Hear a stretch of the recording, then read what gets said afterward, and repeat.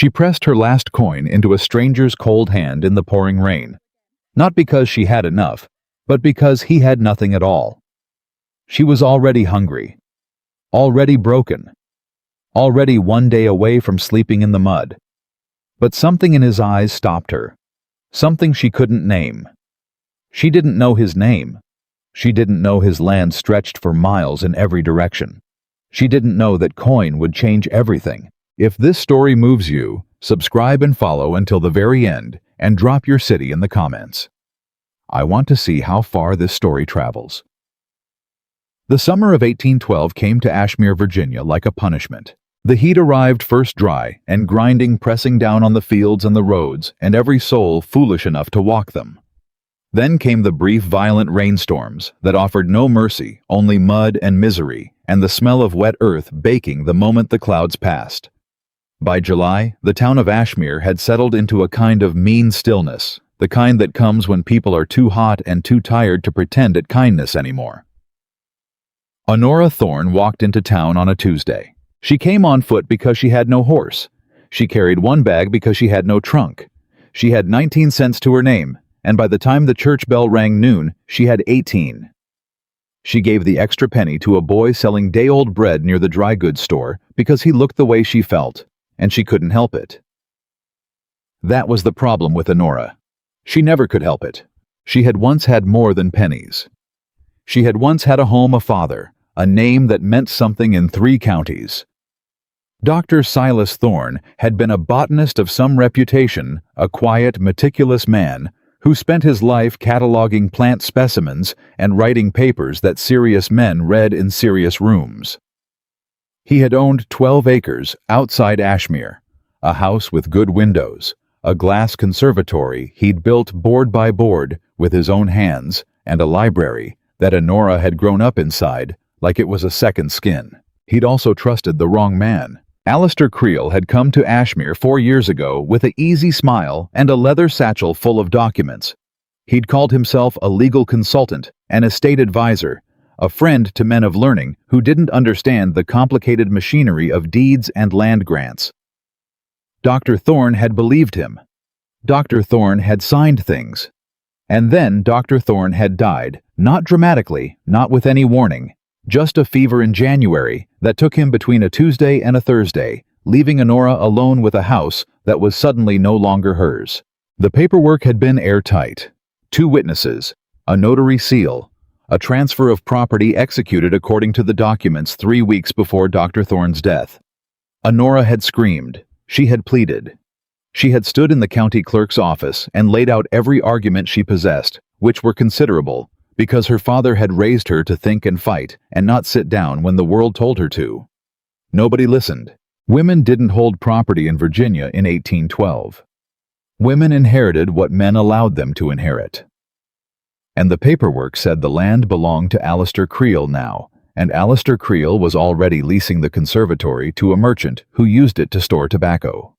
She had left before she could watch that happen. She had been in Ashmere for 16 months now, not in the house but near it, working whatever work she could find, taking in mending, washing linens, sitting with sick children through the night for whatever coin their exhausted mothers could spare. Calling herself Nell Whitaker because Honora Thorne was a name Alistair Creel had a reason to watch for, and Nell Whitaker was nobody at all. Nobody watched for nobody. She was walking the main road toward Mrs. Hadley's boarding house, where she rented a room barely wide enough to turn around in when the rain hit. It came without much warning, the way Ashmere summer storms always did. One moment the sky was white and pressing, the next it split open and came down in sheets so thick she could barely see the buildings on the other side of the road. She ducked under the overhang of the miller's shop and pressed her back against the wall, clutching her bag to her chest. That was when she saw him. He was sitting on the stone steps of the old Alderman building, a man she had never seen before, which was notable because Ashmere was small enough that she had seen nearly everyone at least twice. He was well dressed, or had been once. His coat was the kind that cost real money, dark wool, well cut at the shoulders. But it was soaked through now, and his hat was on the step beside him, instead of on his head, and his elbows were on his knees, and his head was down in a posture she recognized immediately. That was the posture of a man at the very bottom of something. She had worn that posture herself. She wore it some mornings still when she woke up, and the full weight of what she'd lost came back to her before she could arm herself against it. She didn't decide to approach him. Her feet simply moved. The rain was coming down sideways now, and she crossed the road with her bag held over her head, which did almost nothing, and stepped up onto the stone path in front of the Alderman building. Up close, she could see he wasn't a young man, mid-30s maybe, with dark hair plastered to his forehead and a jaw set so tight it looked like it might crack. There was a quality to him she couldn't quite name. Not just wealth, though that was there. Something more like authority gone quiet. Like a fire that had burned down to coals. His coat sleeve was torn at the shoulder. There was dried blood on the back of his right hand. "Sir," she said. He didn't look up. "Sir." She stepped closer. "Are you hurt?"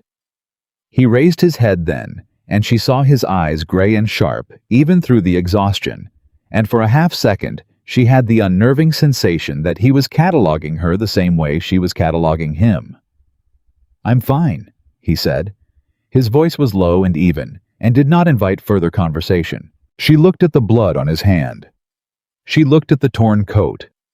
She looked at the way he was sitting, and the fact that he was sitting in the rain at all, and she said, "You don't look fine." Something flickered behind his eyes.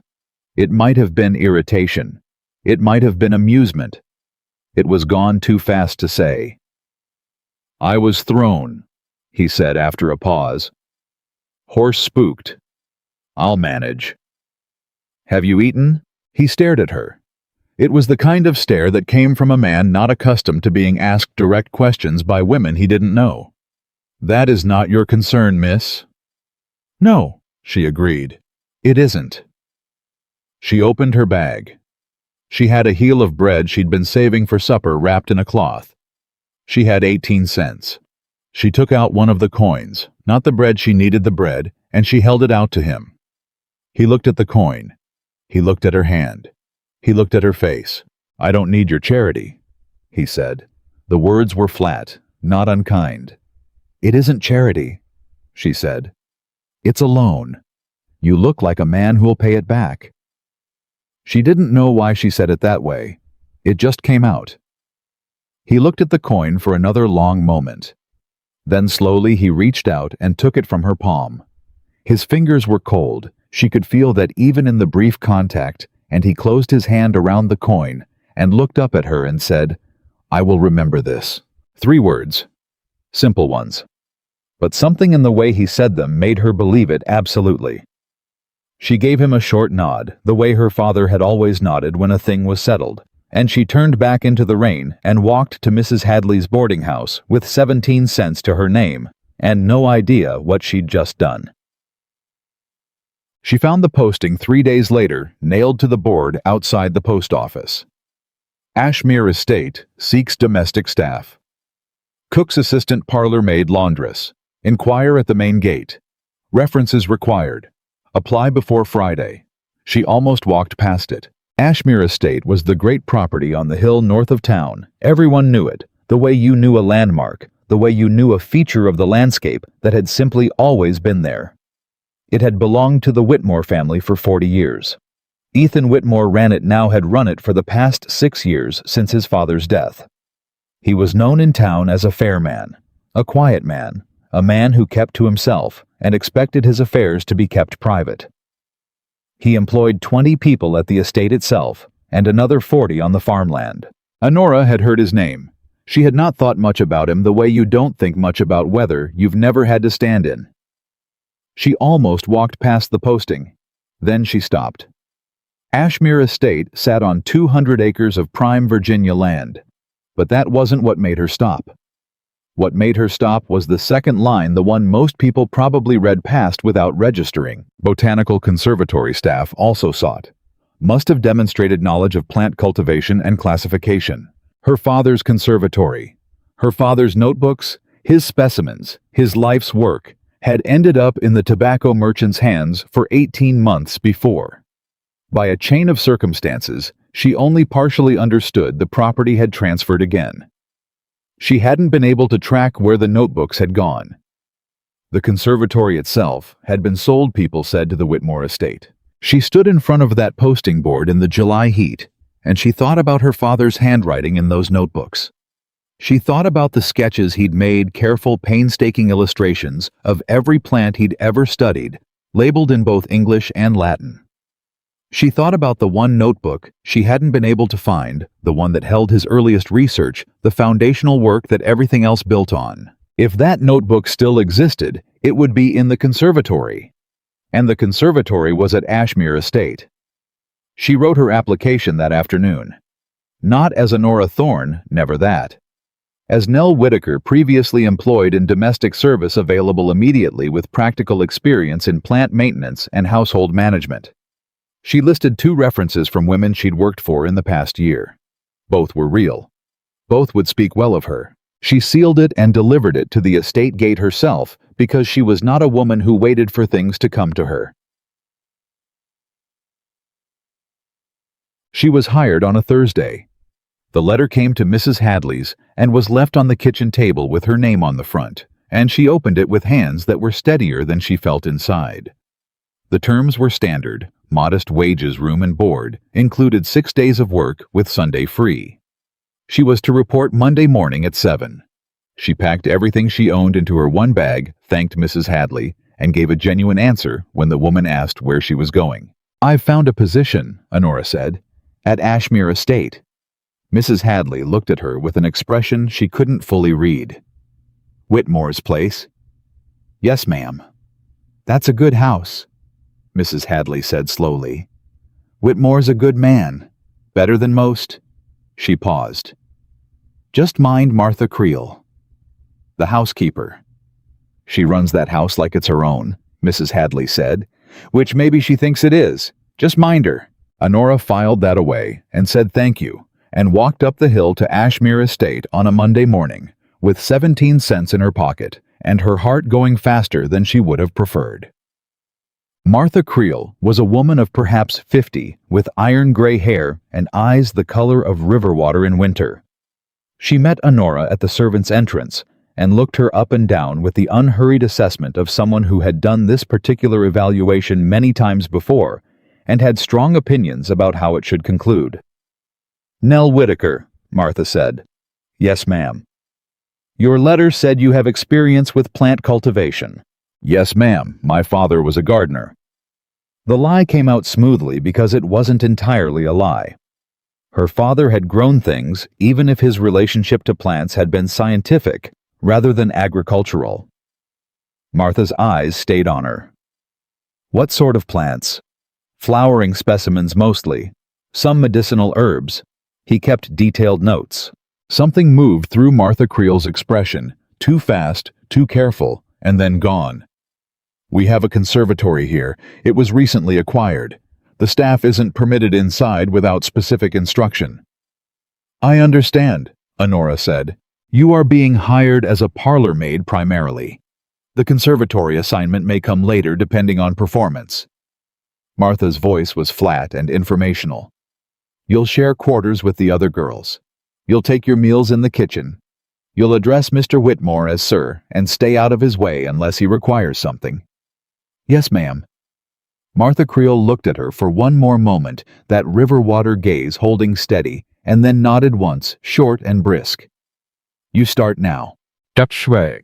The other girls were 3 in number: Clara, who was 17 and giggled at everything; Ruth, who was 30 and watched everything with quiet, careful eyes; and Dottie, who was somewhere in between and had opinions about every person on the estate expressed in a steady, low murmur whenever Martha was out of earshot. "Whitmore's fair," Dottie told her on the first evening when they were folding linens in the laundry room. "Never had a man speak harsh to us, not once. But he's strange." "Strange how?" Honora asked. "Keeps to himself. Works terrible long hours, up before any of us lights in his study past midnight." Dottie shook her head. "Clara says he had a wife who died, but Clara says a lot of things that may not be true." "Martha Creel has a brother," Ruth said from the corner. She didn't look up from the linen she was folding. "Alistair Creel. He's the one who handles legal affairs for a number of estates in the county." Honora's hands went still. She made them move again. slowly, steadily pressing the fold into the pillowcase with the flat of her palm. "Is that so?" she said. "Don't know much about him," Ruth said. "Only that he comes by the estate sometimes. Haven't seen him in a while." "He was here in the spring," Dottie said.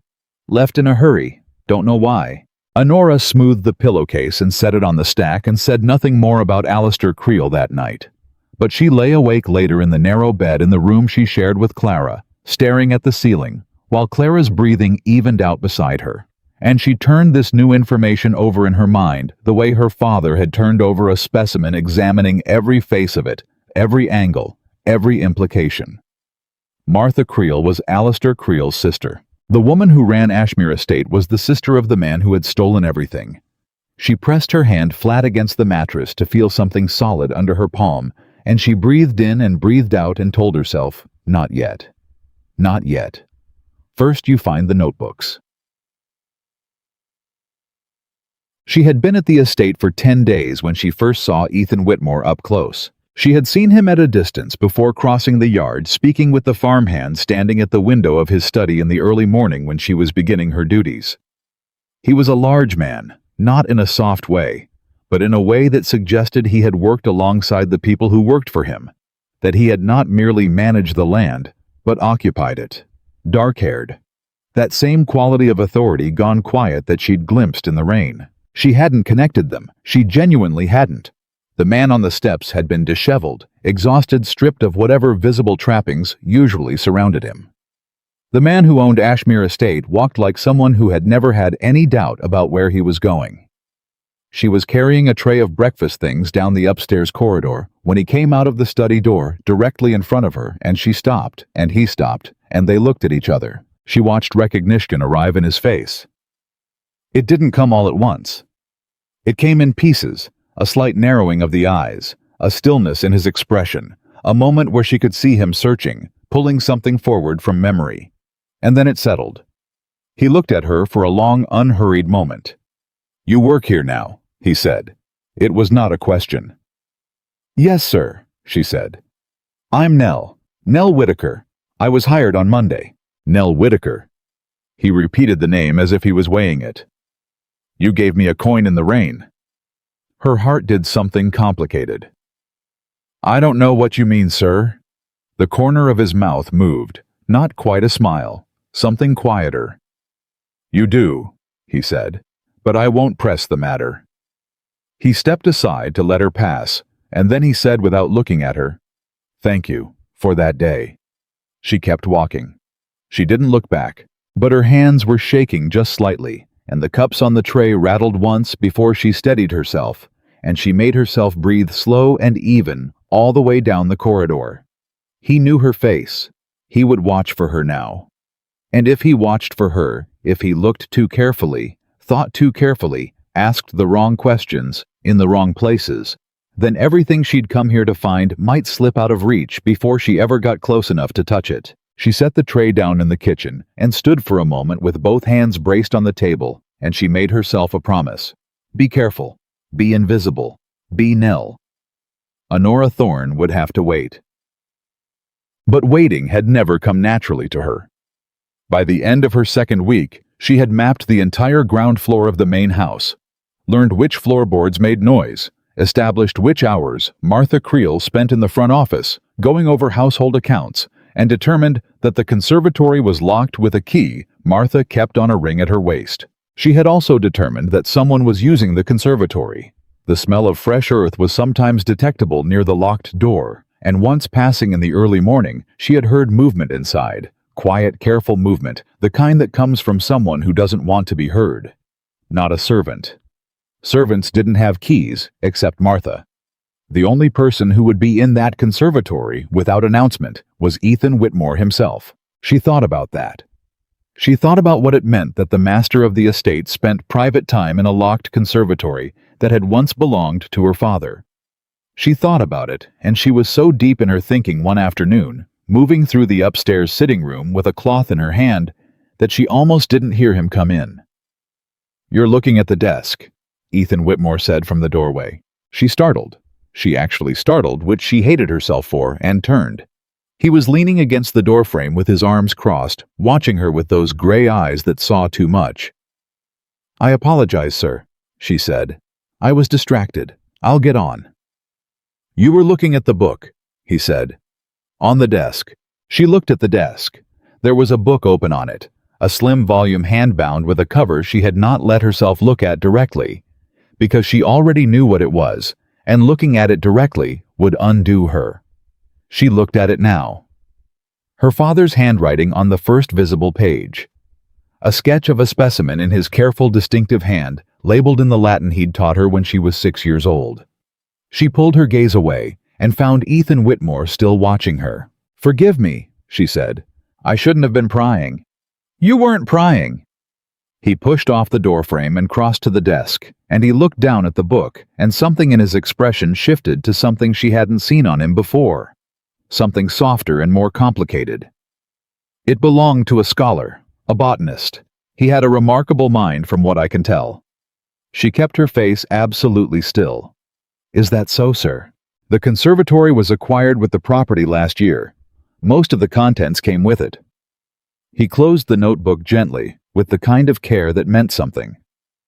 "I've been going through the collection. Whoever built that conservatory spent decades on it." "That's impressive," she said.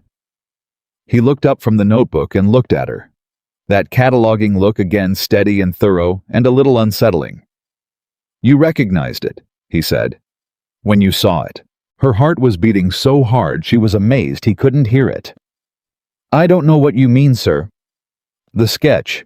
You looked at it the way people look at something familiar." He was not accusing her.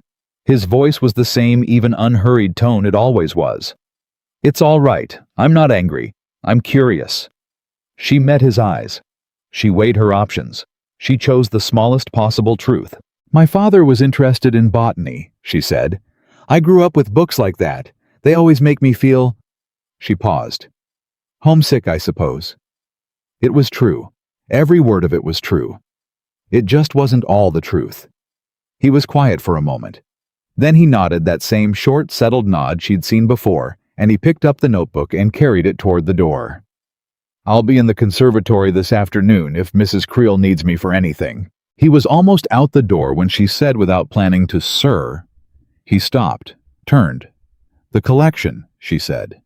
"The scholar who built it did. He left notes, records of the specimens."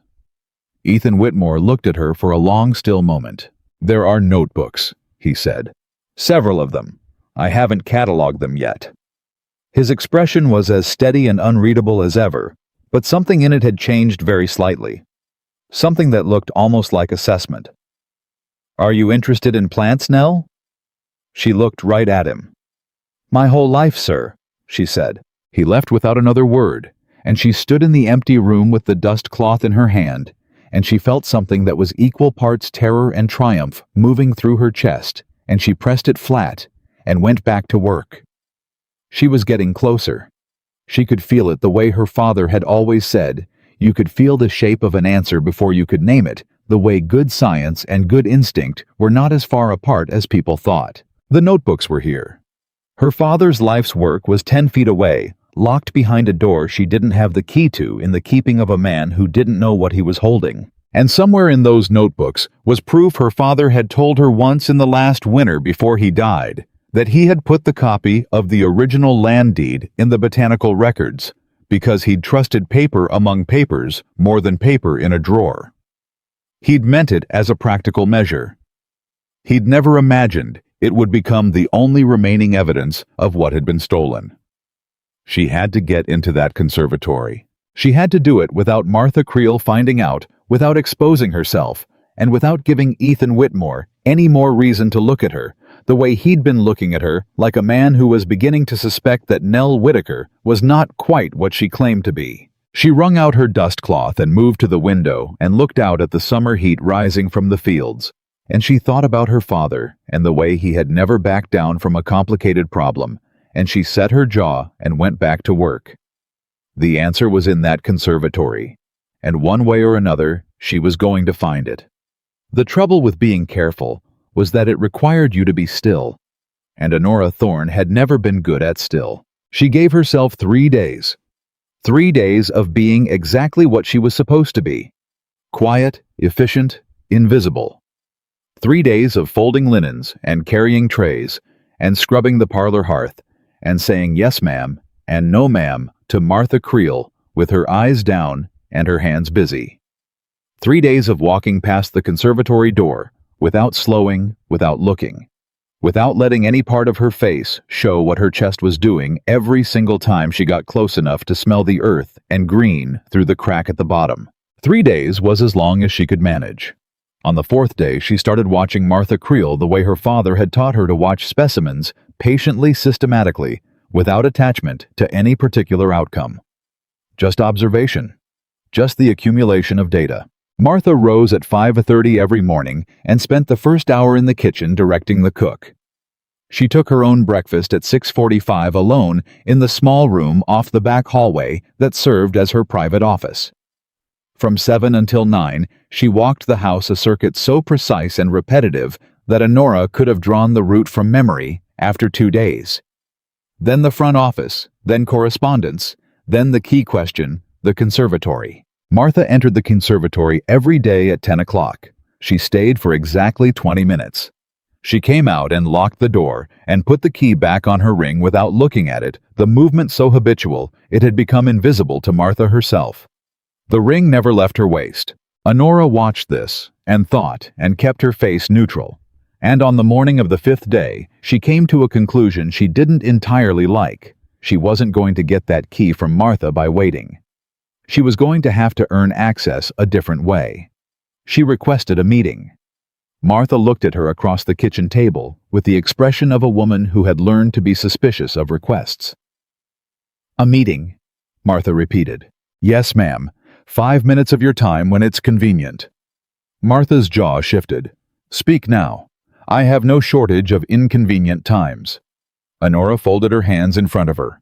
"I'd like to be considered for the conservatory assignment," she said. "I understand it wasn't offered when I was hired. I understand there may be other candidates. But I have practical experience with plant cultivation and classification, and I believe I could be useful." Martha's eyes went flat and careful. "The conservatory is not a priority assignment." "I know that, ma'am. I'm not asking for a priority. I'm asking to be considered." "What you're asking," Martha said slowly, "is to be given access to a part of this estate that is not your concern." Her voice had changed, just slightly, just enough. "The conservatory contains delicate materials, irreplaceable materials. It requires someone trustworthy." "I understand." "Do you?" It was not a question. Martha looked at her for a long, steady moment, and Honora held the look and did not flinch and did not look away. "I'll consider it," Martha said finally. "In the meantime, you'll continue your current assignments." "Yes, ma'am. Thank you." She left the office and went back to work, and she counted the meeting as a partial success because Martha had not said no. Martha had said she would consider it. And while Martha was considering, Honora was still here, still inside the house, still 10 feet away from her father's life's work. She could be patient. She'd had 16 months of practice. What she hadn't anticipated was Clara. Clara, 17 years old and curious about everything, had apparently noticed Honora's interest in the conservatory door. She mentioned it the same evening, with the cheerful directness of someone who didn't yet understand that information could be dangerous. "You keep looking at it," Clara said from her bed. "The conservatory door. I've seen you." Honora was hanging her dress on the hook behind the door. She kept her movements even. "Do I?" "Every time you pass it." Clara tucked her feet under her. "What do you think's in there? I've heard it's got all kinds of strange plants, things from other countries. Ruth says Mr. Whitmore goes in there sometimes and comes out looking," she said, settled, like it calms him down. "That's nice," Honora said. "Martha guards that key like it's made of gold," Clara continued. "I asked her once if I could see inside, just asked very politely, and she looked at me like I'd asked to see the inside of her chest cavity." Honora almost laughed. She swallowed it. "You shouldn't have asked her." "Why not?" "Because some things," Honora said, pulling back her blanket, "you have to earn." Clara considered this with the gravity of 17. "I suppose that's true." she said. Then, Nell, where'd you work before here? You never really said. Various places, Honora said. I moved around. You don't talk like someone who moved around. Honora got into bed and turned toward the wall. Sleep, Clara. Clara was quiet for approximately 30 seconds. Then, you talk like someone who read a lot of books. Honora stared at the wall. Good night, Clara. She lay awake for a long time after Clara's breathing evened out, and she thought about what it meant that a 17-year-old girl had noticed something in 2 weeks that Martha Creel, for all her suspicion and sharp eyes, had not yet named out loud. She was not invisible enough. She was going to have to be more careful. And then 3 days later, she was less careful than she'd ever been in her life, because Ethan Whitmore asked her to help him in the conservatory. And she said yes before her brain had finished forming the thought. It had not been a formal request. He had passed her in the corridor with 2 stacked crates of what looked like soil amendments and a notebook tucked under one arm, and he'd said without breaking stride, "Can you carry things?" "Yes, sir." "Then come." She came. The conservatory key was kept not just on Martha's ring. There was a second key. She learned this in the moment Ethan pulled it from his own coat pocket and fitted into the lock. Of course there was. He owned the place. She felt genuinely stupid for not having considered it. The door swung open and the smell hit her like a hand to the chest. Green. Earth. Moisture. The mineral sharpness of clay pots and the sweetness of flowering things, and underneath it all, something fainter and more personal, the particular smell of a working scholar's space of paper and careful attention and time. It was her father's smell. She had 1 second where she nearly lost her composure entirely, and she used every ounce of control she possessed to pull herself back from the edge of it, and she followed Ethan Whitmore inside and set the crate down where he indicated and kept her face smooth and her breathing even, and she did not cry. She absolutely did not cry. The collection was acquired in poor condition, Ethan said, not looking at her, already moving between the benches with the ease of someone who knew where everything was. Some of the specimens had been neglected for months. A few are beyond saving. Most I've been able to stabilize. She looked around carefully, the way you look when you're afraid of what you might see. Her father's benches. Her father's organization system. She recognized it immediately. The way specimens were grouped not by type, but by region of origin, which was unusual, which was her father's particular methodology, the one he'd developed over 20 years of careful thinking. Someone had disrupted some of it. Careless hands, probably the tobacco merchant moving things without understanding what he was touching. But the bones of it were still there. And on the far wall, the shelves, the notebooks, 12 of them, maybe 15. The dark green covers her father had ordered from a bookbinder in Richmond, sewn with the same thread uniform in size, arranged in the order he'd filled them. She counted. 13. Her father had kept 15 by the time he died. 2 were missing. Is something wrong? She turned. Ethan was watching her. No, sir, she said. It's a beautiful collection. You're counting the notebooks. She had not thought he was looking at her. She had made a mistake. She made herself meet his eyes and say steadily, I was admiring them. My father kept records in a similar format. He was quiet for a moment. Then he said, What was his name? Your father. Thomas Whitaker, she said. The false name came out clean and smooth, and she hated herself for it. Was he a botanist? A gardener, she said. A very skilled one. Ethan looked at her for one more moment, that measuring careful look, and then he turned back to the bench and began to unpack the first crate, and he said, You can start with the east section, the ferns. They need fresh soil, and the old medium cleared out. Yes, sir. She worked beside him for 2 hours. They did not talk much.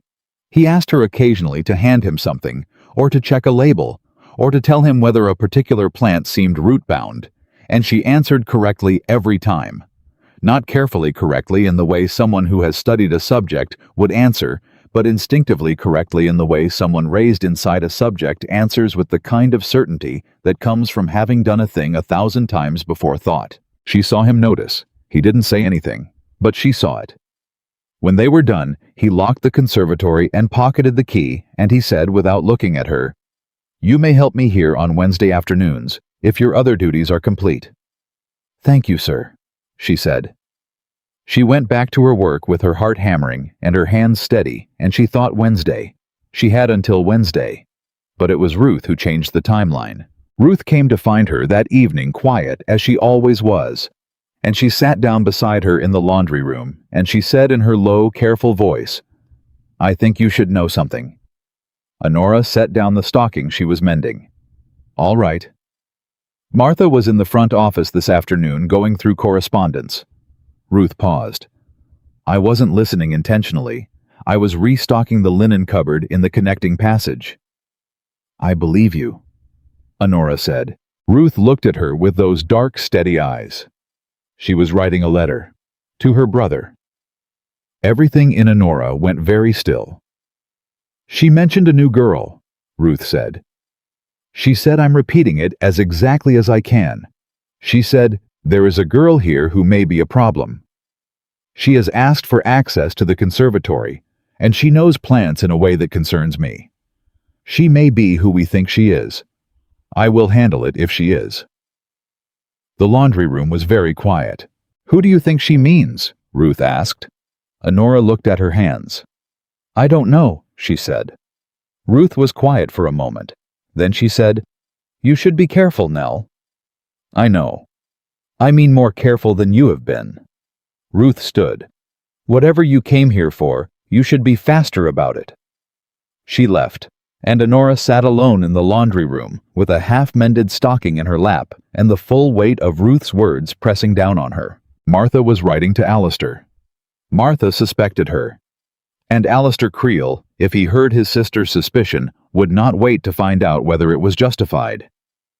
He would move first the way men like him always moved swiftly with paperwork, with the authority that came from being the kind of man no one questioned. She had to move faster. She had to get into that conservatory again, and she had to find the missing notebooks, and she had to find her father's hidden deed copy before Alistair Creel decided that Nell Whitaker needed to disappear. Wednesday was 4 days away. She looked at the stocking in her lap, and she looked at the ceiling, and she made a decision that she knew was reckless, and made it anyway because reckless was sometimes the only option left. She was going in tonight. Getting Martha's key was not the plan. She had known from the beginning she couldn't get Martha's key without Martha noticing, and a missing key would end everything before it started. What she needed was Ethan's copy, the one he'd pulled from his coat pocket. And Ethan's coat was currently hanging on the rack in the front hall because he had come in from the fields an hour ago and left it there, which she knew, because she had been the one to take it from him when he'd handed it off at the door. She was not proud of what she did next, but she did it. She went to the front hall at 11 o'clock at night when the house was dark, and the only sound was the summer insects outside and the distant creak of the farmhands' quarters. She moved without a candle. She knew the layout of the floor well enough by now to move without one.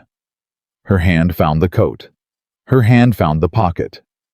The key was there, heavy and solid, and she took it out and closed her hand around it and stood in the dark for a moment, with her heart going so fast it was almost sound.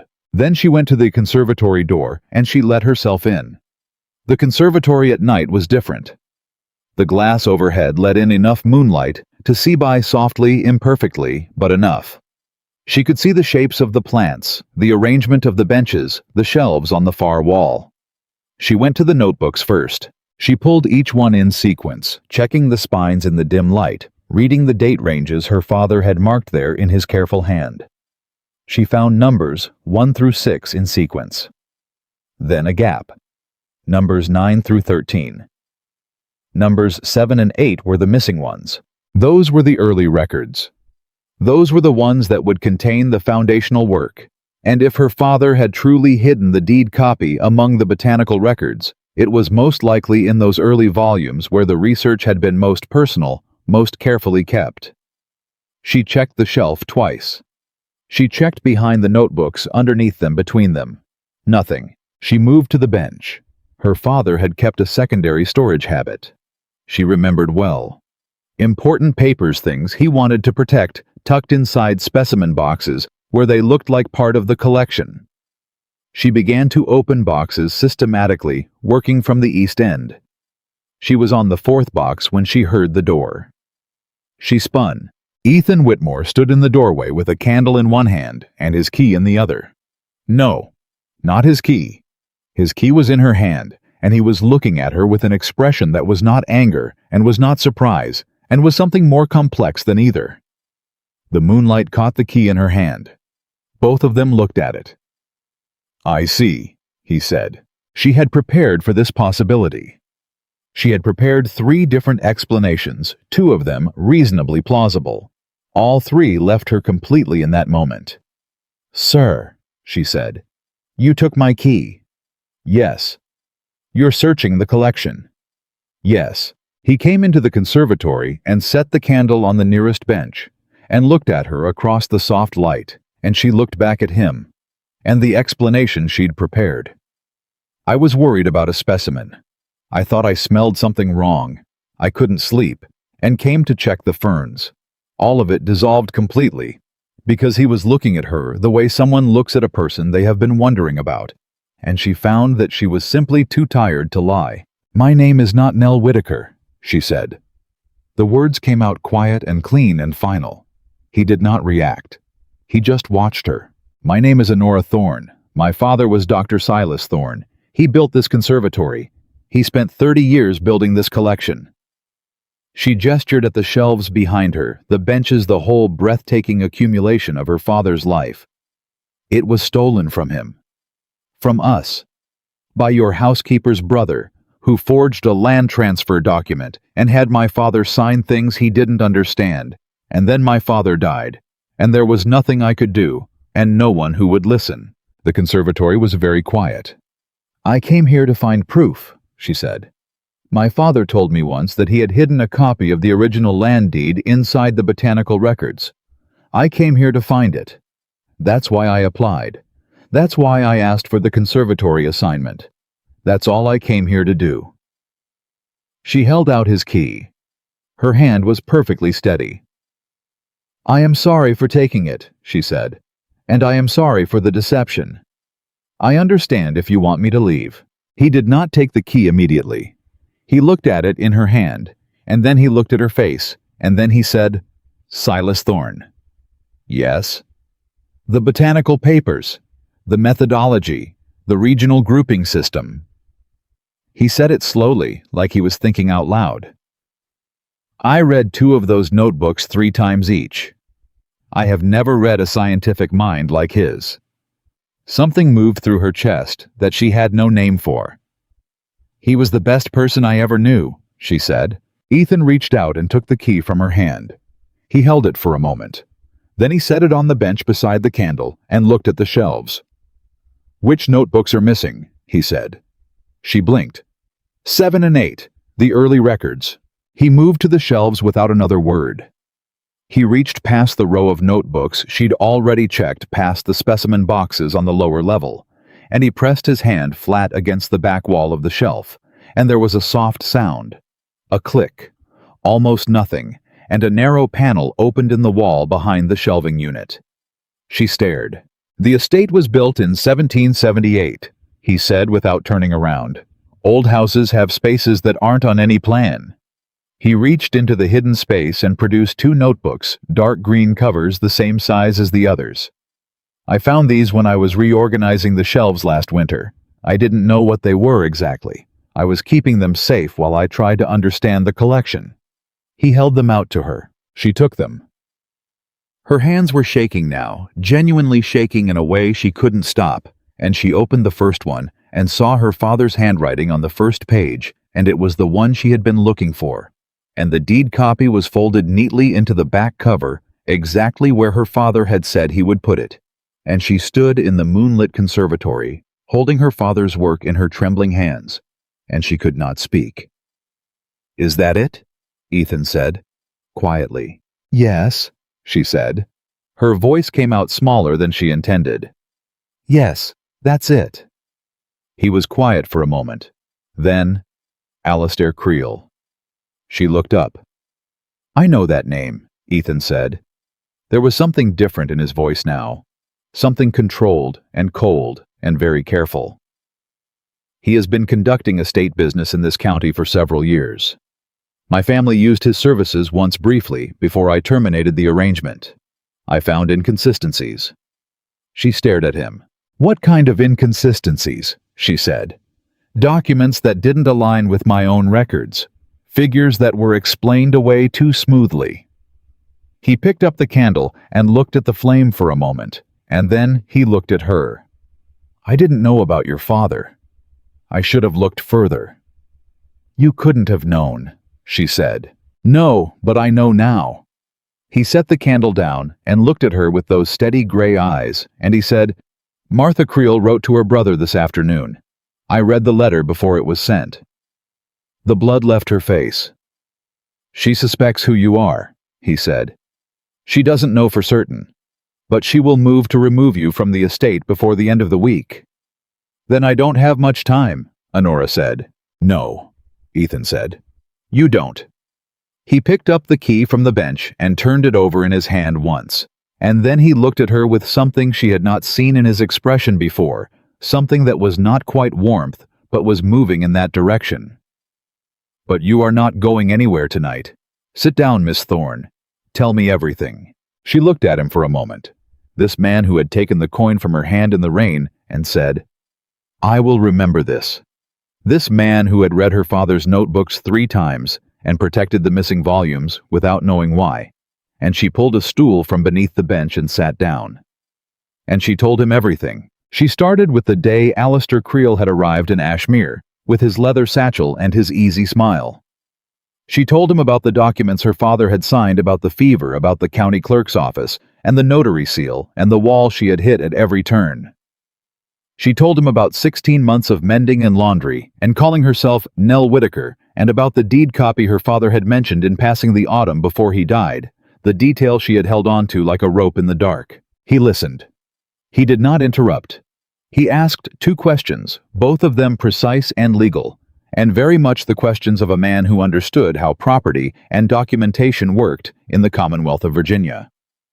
When she was done, the candle had burned a quarter down, and the moonlight had shifted, and the conservatory was very quiet. "The deed copy proves the original ownership," he said, "but it doesn't prove the forgery by itself. You'd need to demonstrate that the transfer document was executed after the original deed, and that the signature was obtained under circumstances that could be challenged." "My father's signature was genuine," she said. "He signed it. He just didn't understand what he was signing." "Do you have witnesses?" "His housekeeper at the time. She's still in the county. She was there when Creel came. She heard what Creel told him. She heard the way it was framed." Ethan was quiet, thinking. "And then there is the matter of Martha," he said. Honora looked at him. "Martha Creel is not a wicked woman," he said. It was a careful statement, not a defense. "She is a woman who is loyal to her family to a fault, and whose brother has used that loyalty badly. She may not know the full extent of what he did." He paused. "Or she may. I don't know yet."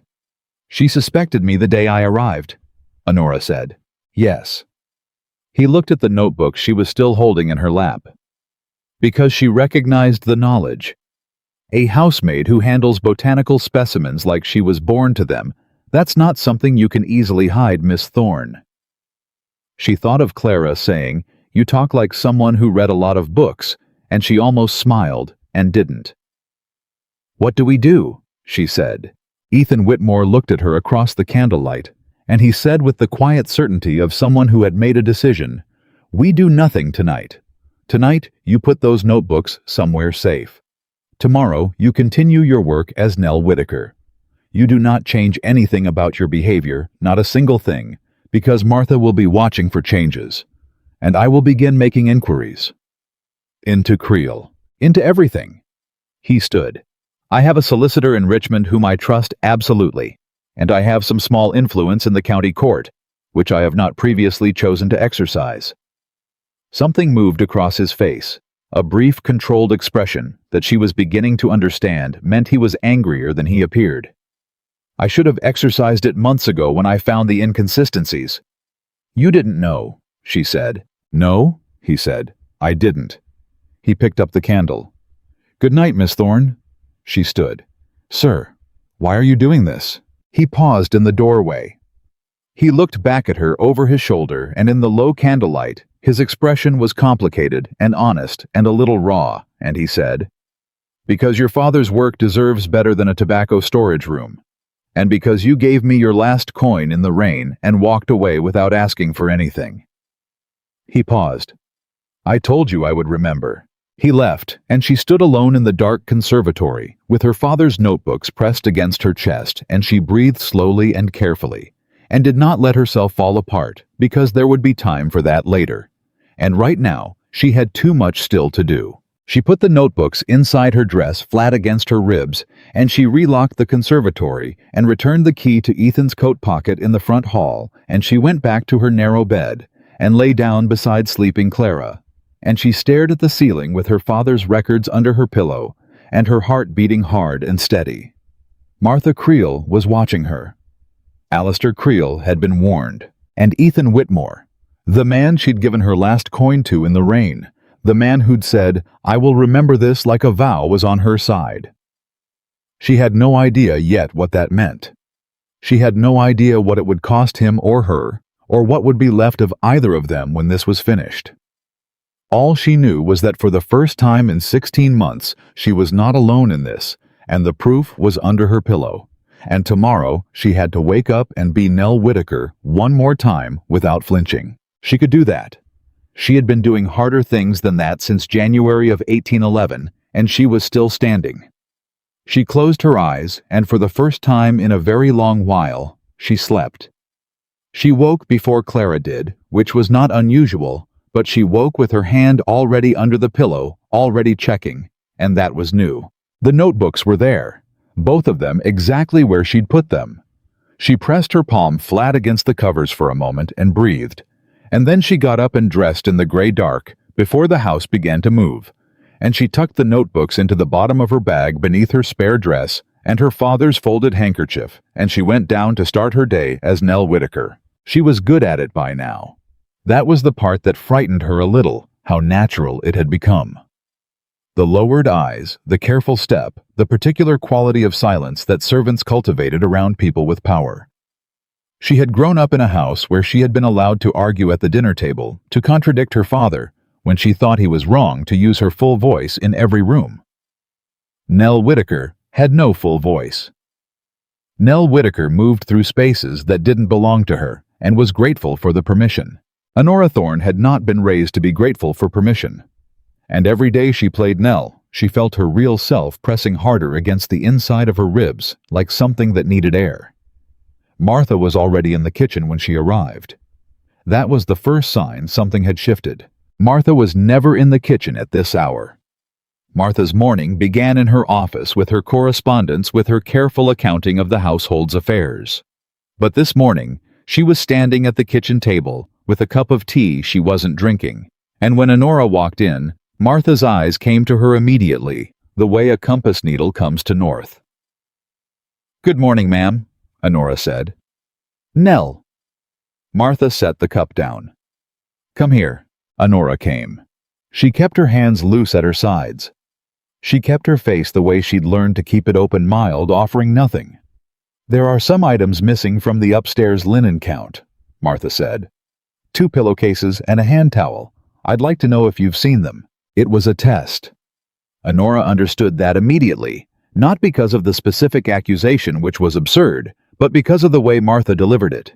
Too casual, too prepared. The words had been selected in advance, which meant Martha had come into the kitchen this morning with a purpose, and the missing linens were the surface of it, not the substance. "I haven't, ma'am," Honora said. "The last linen count I assisted with was Monday. Everything was present and accounted for. Ruth counted them this morning and found them short." "Then I'd be glad to help Ruth look," Honora said.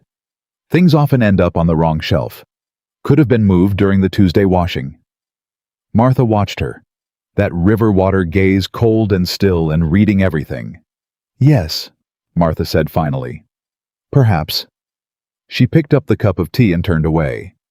"See that you help Ruth this morning before your other duties." "Yes, ma'am." She left the kitchen and found Ruth in the laundry room, and Ruth looked at her the moment she walked in and said very quietly, "I didn't tell her any linens were missing." Honora went still. "She said you counted them." "I counted them yesterday evening and everything was fine. I told her so." Ruth's jaw was tight. "She's looking for a reason, Nell. Whatever you're doing, you need to move faster." Honora thought about the notebooks in her bag upstairs. She thought about Ethan Whitmore somewhere in the house who had said, "I will begin making inquiries," in the steady, certain voice of a man who kept his word. She thought about Alistair Creel reading his sister's letter somewhere in this county, turning the name Nell Whitaker over in his careful, dangerous mind. "I know," she said. "I'm working on it."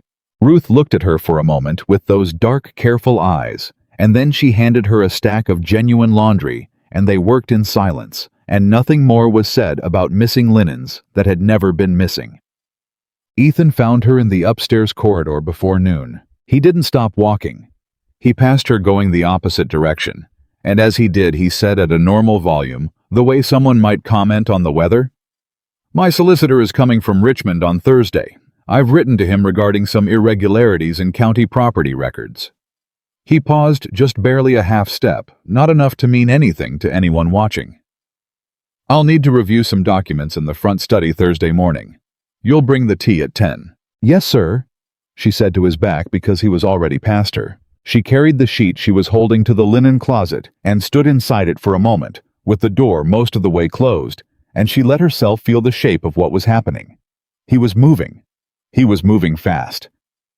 Actually, she had not expected a solicitor by Thursday. She had expected weeks of careful correspondence, the slow turning of legal machinery. But Ethan Whitmore apparently did not operate on the timeline she'd imagined. She took a breath and went back to work. The second sign came that afternoon from the direction she least expected Clara. Clara came to find her in the parlor where Honora was redressing a chair cushion that had lost 2 of its buttons, and Clara sat down on the footstool across from her with a face that said she had been sitting on something uncomfortable for hours. "I need to tell you something," Clara said. "Then tell me. I went to bring fresh water to the front office this morning. Martha was in there and she had the door mostly closed but not all the way." Clara twisted her hands together in her lap. "She was writing a letter and she said she was reading it aloud under her breath the way some people do, and I heard her say a name." Honora kept pulling thread through the cushion. "What name?" "Thorne," Clara said. "Honora Thorne." The needle went through the fabric with a soft push, and Honora pulled it through and set a new stitch and said nothing. She said something like, "I believe she is Thorne's daughter, and she has likely found the notebooks." Clara continued, her voice dropping even further. "And then she said, 'You should come quickly.'" Honora set the cushion in her lap and looked at Clara. Clara looked back at her with large eyes that were frightened and resolute in equal measure. "Are you her?" Clara asked. "Honora Thorne." A long pause. "Yes," Honora said. Clara let out a slow breath. "I thought so," she said. "The way you handled the plants, the way you looked at those notebooks." She paused. "What did this man Creel do to you?" "He stole my father's land," Honora said, "with forged documents. And my father died before I could fight it." Clara was quiet for a moment. Then she said with the simple directness of someone very young and very clear-eyed, "That's wrong. That's straightforwardly wrong, and someone should do something about it." "Someone is," Honora said. "I just need a little more time." "Martha's brother will come before Thursday," Clara said. "I think she means for him to come before Thursday." So did Honora. She was already thinking it. Alistair Creel moving fast, arriving before the solicitor, before any inquiry had a chance to take shape, arriving to remove the problem called Nell Whitaker, before anyone with legal authority could look too closely. She put the cushion aside and stood. "Clara, I need you to do something for me. And you cannot tell anyone, not Ruth, not Dottie, not anyone. Clara straightened up.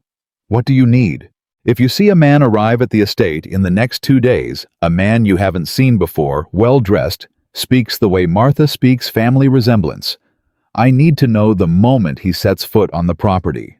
Can you do that? Yes, Clara said without hesitation. Good. Honora looked at her for a moment. You're braver than you know, Clara. Clara flushed. I hope you get your land back, she said. I really do.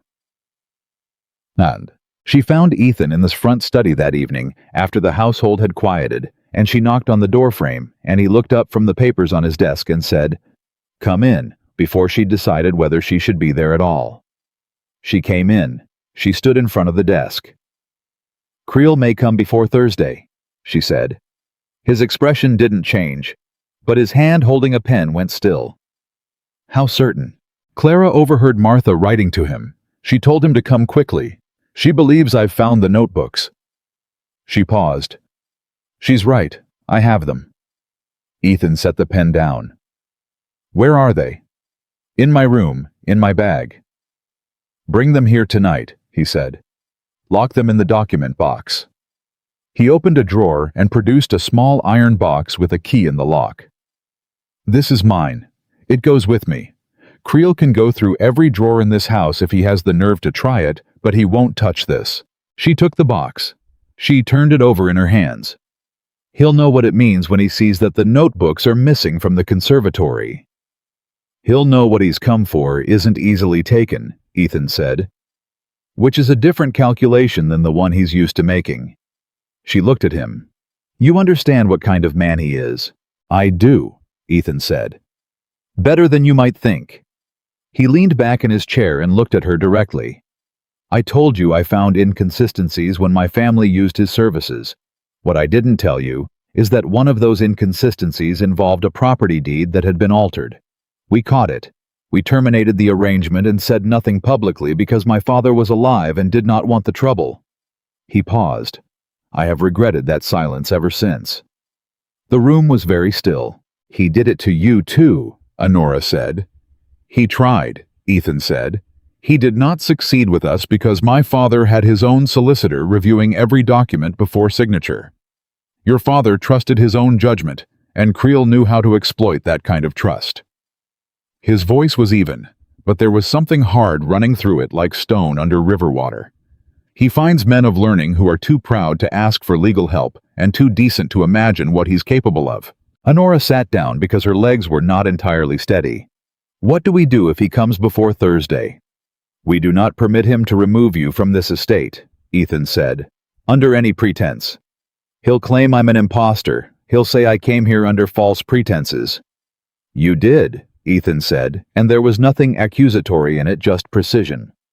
But false pretenses don't give him authority over your presence on my property. Only I have that authority, and I am not asking you to leave. She held the iron box in her hands and looked at him across the desk and understood with a clarity that was almost physical that this man had decided something. Not just about the legal matter, about her, about what she was to him, or what he intended her to be. She didn't know what to do with that yet. She filed it away for later, when there was time for it. I'll bring the notebooks tonight, she said. Good. He picked up his pen again. Lock the box.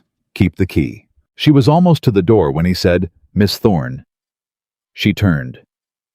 Your father's methodology, he said. The regional grouping system.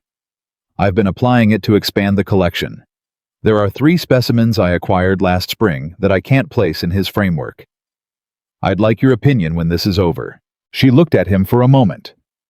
This man who had read her father's notebooks 3 times over, who had protected the missing volumes in a hidden wall panel without knowing why, who was now reorganizing his own collection in her father's system, and something moved through her chest that was too large and too complicated to look at directly.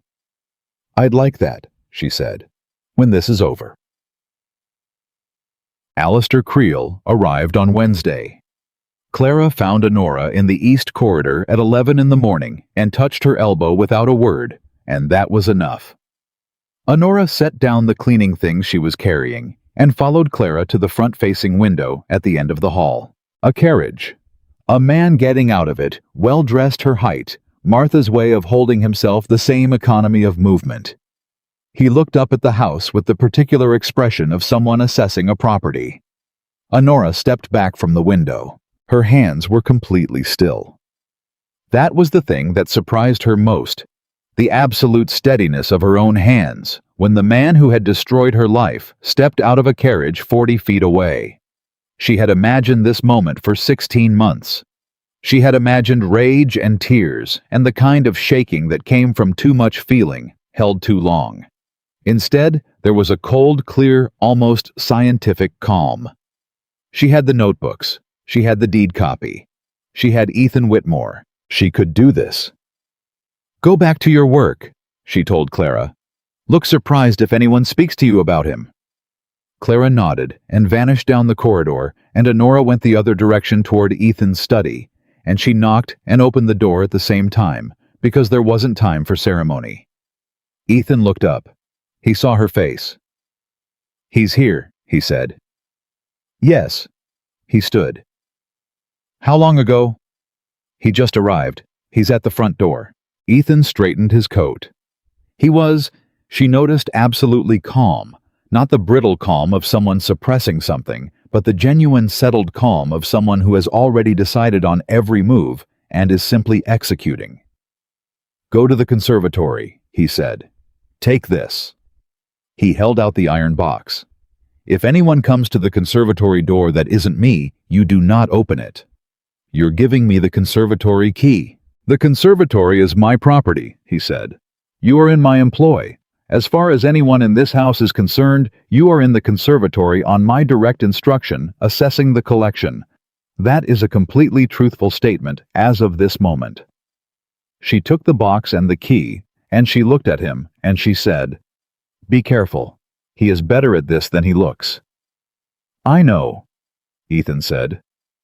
"So am I." She went. Bad. The conservatory was bright with midday summer light, and she sat on the stool. Her father must have sat on 1,000 times, and she opened the iron box and took out the notebooks and the deed copy, and she laid them on the bench, and she read through her father's handwriting, and she did not let herself fall apart. She heard voices, muffled through the glass and walls too indistinct to separate into words, but she could track the emotional shape of them. Martha's voice quick and high. A man's voice smooth, unhurried, the voice of someone accustomed to being the most important person in any room. And Ethan's voice low and steady and immovable. The voices went on for a long time. She organized the notebooks. She reread the deed copy, checking every line of it against her memory of what her father had told her. She found a water stain on the 4th page of Notebook 7 and pressed it flat with her palm, and felt such a wave of grief for her father, for his careful hands, his meticulous attention, the decades he'd spent building something he'd believed would outlast him, that she had to put the notebook down and breathe for a solid minute. Then she picked it up again and kept reading. The voices stopped. Footsteps in the corridor, one set coming closer, and she straightened on the stool and put both hands flat on the bench and was ready. The key turned in the lock. Ethan came in alone. She exhaled. "He's in the front parlor," Ethan said. He was not, she noticed, entirely calm anymore. There was something tight around his jaw that hadn't been there before. "He told Martha you are an imposter who came to this estate under false pretenses to steal the botanical collection." "That's partly true," she said. "He says he has the authority to have you removed." Ethan moved to the bench and looked at the documents spread across it. "He does not. I informed him of that. He did not receive the information well." "What did he say?" "He said that he is the legal administrator of an estate connected to this property and that the botanical collection is part of assets under dispute." Ethan looked at her. "Which is an interesting legal position to take, given that I purchased the collection from the county registry with complete documentation and the signature of the sitting county clerk." "He's claiming the original transfer was invalid," she said. "He's trying to invalidate the chain of ownership backward all the way to my father." "Yes," Ethan's jaw tightened further. That is precisely what he's doing, which is why he stopped. What? He brought a document. Ethan reached into his coat and produced a folded paper. A new one. A signed affidavit, he says, from 2 witnesses who claim to have seen your father in full understanding sign the original transfer. She took the paper. She read it. Her eyes went to the witness signatures at the bottom, and she felt something cold and sharp move through her chest. These witnesses, she said. Yes. They don't exist, she said. I know everyone in this county who knew my father well enough to witness his legal documents. These names are not real people, or they're real people who were never present. I believe you, Ethan said, but belief is not admissible in a county court. She set the paper down on the bench. She looked at it. She thought about it the way her father had taught her to think about a problem not with heat, but with method. He didn't bring this document because he was certain I had the deed copy, she said slowly. He brought it because he was uncertain. He's covering a possibility. He doesn't know yet what I have. Ethan was watching her with an expression she was learning to read, the concentrated attention of a man who was following her thinking and wanted to see where it went. If he knew I had the deed copy, she continued, he wouldn't be in the parlor talking to you. He'd have arrived with a constable. She paused. He's probing. He wants to see what we show him. Then we show him nothing, Ethan said. We show him something, she corrected. We show him that I am exactly who I claim to be. We show him that I am Nell Whitaker domestic staff doing my assigned work in the conservatory, and that his accusations are inconvenient and unfounded and irritating to the master of this estate. She met his eyes. Can you do that? Can you be genuinely irritated in his presence by his accusation? Something moved across Ethan's face that she could only describe as dangerous. I am genuinely irritated, he said. He walked into my house and accused a member of my household staff of theft on the basis of a hunch and his sister's suspicion. I don't require acting. Good. She started gathering the notebooks. I'll come out. I'll let him see me. I'll be Nell Whitaker, polite, a little confused, appropriately unsettled by the accusation. She looked up at Ethan. But you must stay beside me. If he looks at me too long, he'll know. He saw me once briefly at the county clerk's office. It was 2 years ago, and I looked different then, but he's careful, and if he has too long to study my face. He won't, Ethan said. I'll keep the introduction brief. She locked the deed copy back in the iron box and left the box on the bench. She straightened her dress and her hair, and she put Nell Whitaker back on like a coat she knew exactly how to wear, and she walked out of the conservatory. Joe. Alistair Creel was standing in the front parlor, and he was exactly what she'd imagined, which was the most unnerving thing about him. Medium height, a face that was pleasant without being remarkable. The kind of man who could be in a room for 20 minutes before you remembered his features. His eyes were a light brown that gave away nothing, and they came to her the moment she walked through the door and stayed on her with a steadiness that made her want to step backward. She did not step backward. This is Nell Whitaker, Ethan said from beside her. She was hired 4 weeks ago. She is currently assigned to the Botanical Conservatory as I directed. His voice was flat and impatient. You'll forgive me if I find this interruption unnecessary, Mr. Creel. My household staff are vetted by Mrs. Creel before they're hired. I trust that process. Martha, standing at the edge of the room, did not react. But Honora felt the weight of her attention like a hand on the back of her neck. Creel looked at her. He looked at her face methodically, and she let him look, and she held her expression in the mild, slightly confused register of a woman who has been pulled from her work to deal with something she doesn't understand. I may have been mistaken, Creel said after a long moment. His voice was smooth, too smooth. My apologies for the disruption. Yes, Ethan said. You may have been. He stepped slightly in front of her, not blocking her, but enough to suggest the examination was concluded. As you've no doubt noticed, there's work to be done in this house, and I'm paying people to do it. If there's nothing else, Mr. Creel, I'll have Jenkins show you out. A pause. Creel smiled. Of course. Thank you for your patience, Whitmore. He glanced at Martha. Sister. Martha said nothing. He left. Jenkins summoned somehow, without Honora noticing Ethan's signal. Him walked Creel to the front door, and the door opened, and the door closed. The parlor was very quiet. Honora did not move. She held Nell Whitaker in place and breathed carefully and waited. Martha turned to look at her. You may return to your work, Martha said. Her voice was completely even. Yes, ma'am, Honora said. She left the parlor. She went down the corridor.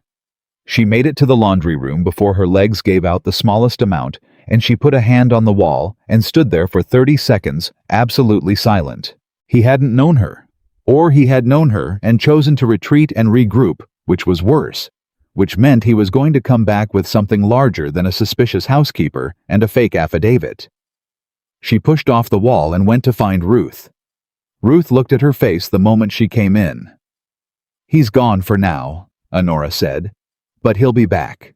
I know, Ruth said. I could hear it in how he said goodbye. She paused. Martha looked wrong when he left, like she'd expected something different to happen. She expected him to find what he came for, Honora said. And he didn't? No. Honora picked up a folded sheet and smoothed it between her hands, just to have something to do with her fingers.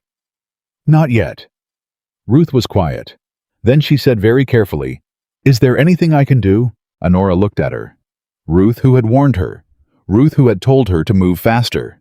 Ruth who had counted the linens and told Martha they were fine and been contradicted to her face. Yes, Honora said. There's something you can do. When my solicitor comes on Thursday. Your solicitor.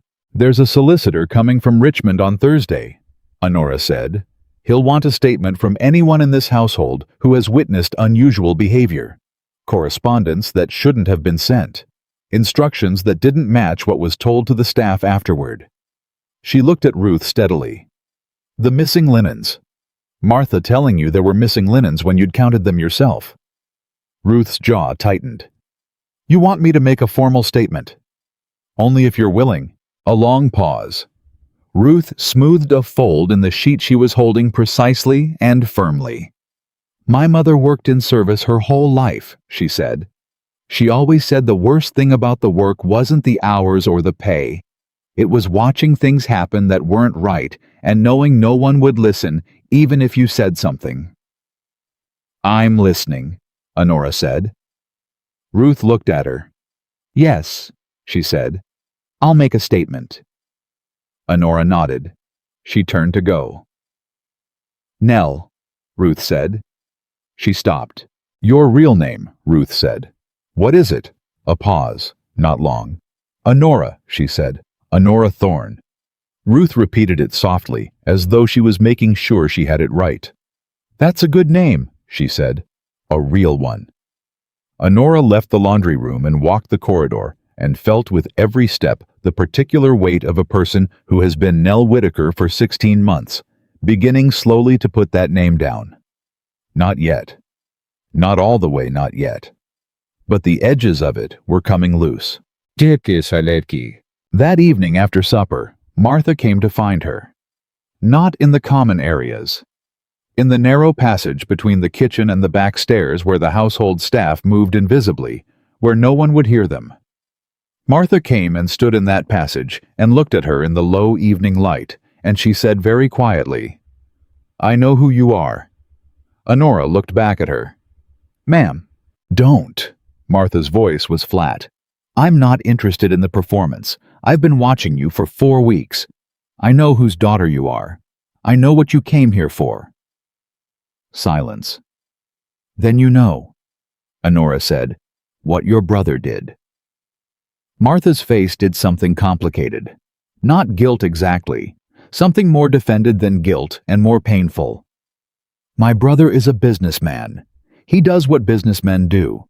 He stole my father's land with forged documents, Honora said. Your brother had my father sign papers he didn't understand, and then my father died before he could fight it. That's not business. That's theft. Martha looked at her for a long time. What proof do you have? Enough, Honora said. Something shifted in Martha's face. He'll destroy it. Whatever you have, he'll find a way to— He won't, Honora said.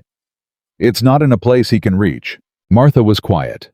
She looked at the floor for a moment, and then back up, and in that moment, Honora saw something she hadn't expected to see: their exhaustion. Not the tiredness of a hard day's work, but the older, deeper exhaustion of someone who has been carrying something too heavy for too long, and has begun to understand that it will not get lighter. My brother is not a good man, Martha said. It came out low and careful, as if she'd been practicing the sentence and hadn't been sure she could say it. I have known that for a long time, longer than I have permitted myself to say it out loud. Honora said nothing. She let the silence hold. What happens to me, Martha said, when this is done? That depends, Honora said, on what you do next. Martha looked at her. Then she reached into the pocket of her dress and produced a key. Not the conservatory key, a different one. Smaller brass old. The document case in my office, Martha said. Third drawer, behind the household ledgers. She set the key on the shelf between them. There are letters. From my brother. Written over the past 4 years regarding various properties. I have not looked at them closely. I should have. She left the key on the shelf and walked back toward the kitchen without another word, and her footsteps were the same as they always were, precise and steady and deliberate, but there was something different in the set of her shoulders. Something that looked like a woman setting down a weight she'd been told was love, and had slowly understood was something else entirely. Honora picked up the key.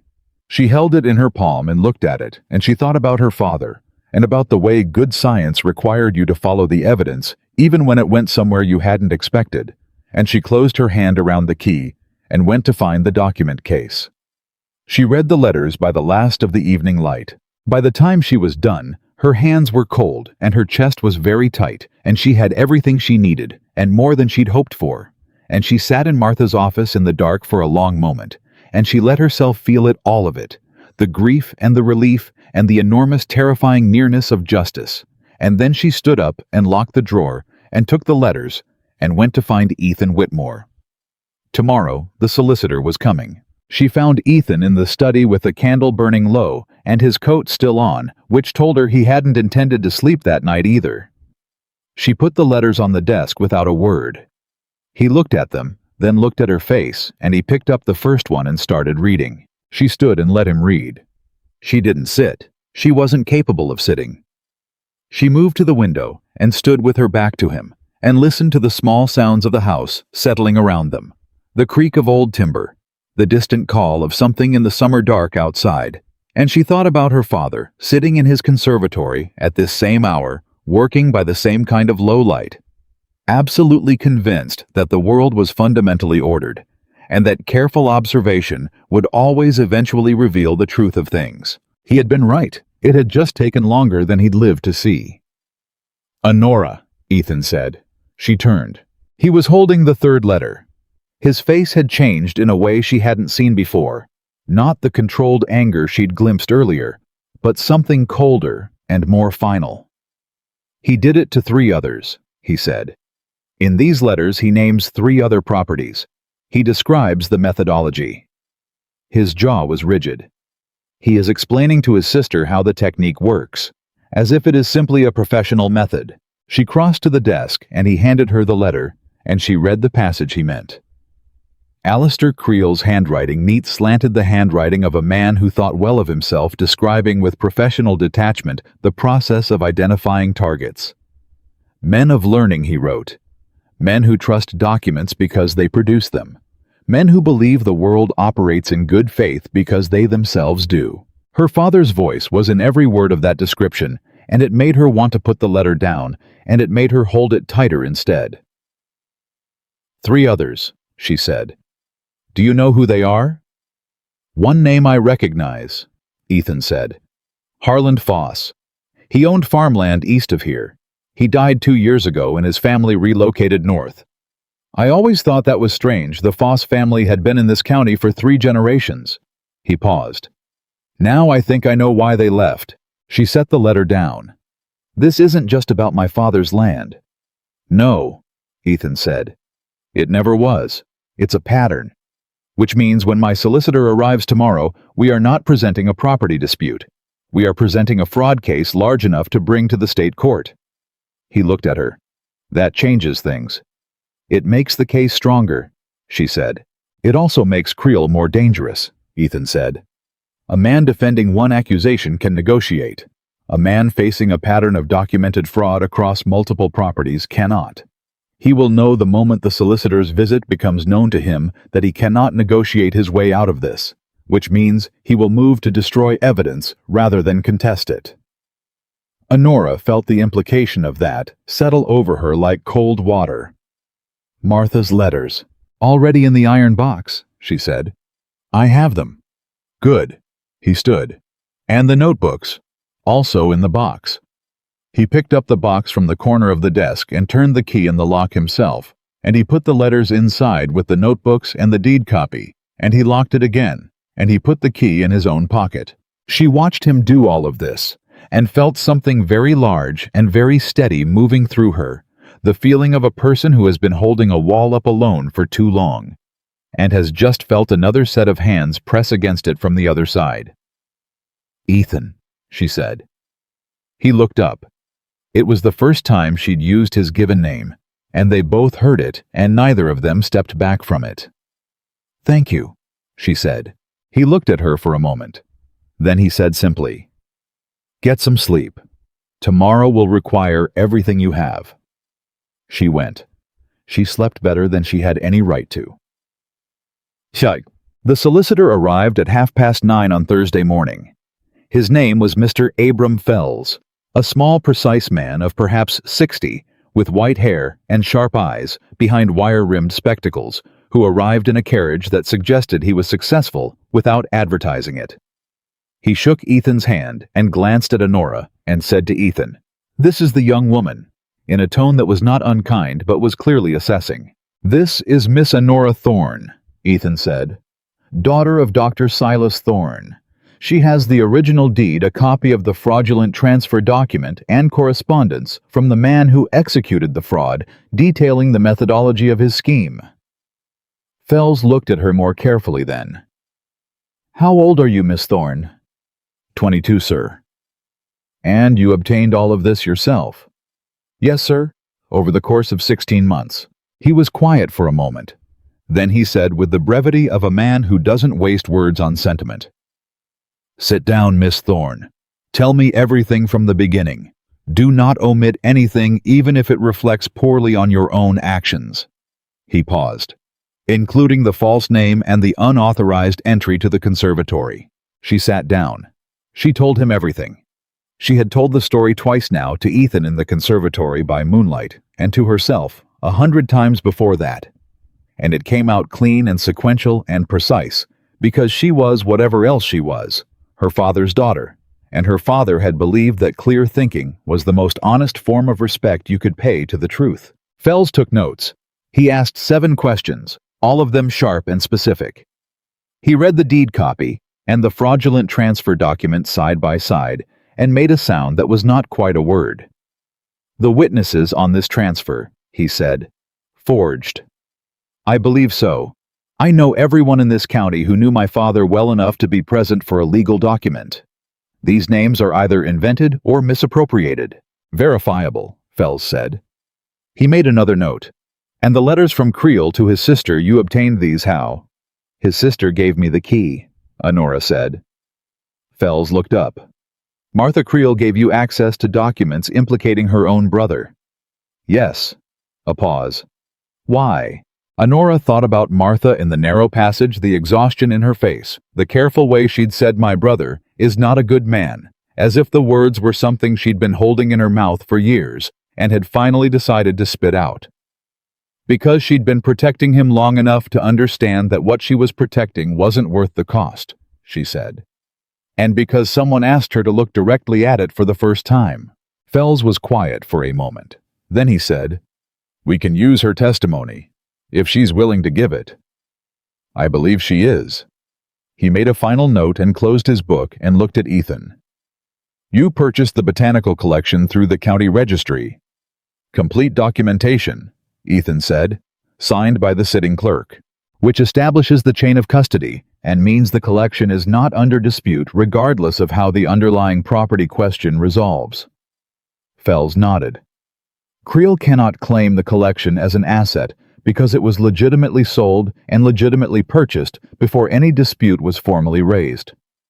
He looked back at Honora. The property is more complicated. The fraudulent transfer was executed through the county records, which means reversing it requires a formal proceeding. I won't mislead you, this will take months. Possibly longer. I know, she said. But the pattern of fraud, if we can verify even one of the other properties he names in those letters, elevates this from a property dispute to a criminal matter, which changes the legal landscape considerably. He paused. It also means Creel becomes a flight risk the moment he understands the scope of what's been assembled. We should move quickly. Ethan said, how quickly? I need 2 days to prepare the formal documentation, Fells said. I have a contact at the county court, a man I trust. If I can get before him by Saturday with what we can have a preliminary injunction preventing Creel from taking any action regarding these properties while the matter is investigated. He looked at Honora. Can you keep yourself safe and in place for 2 more days?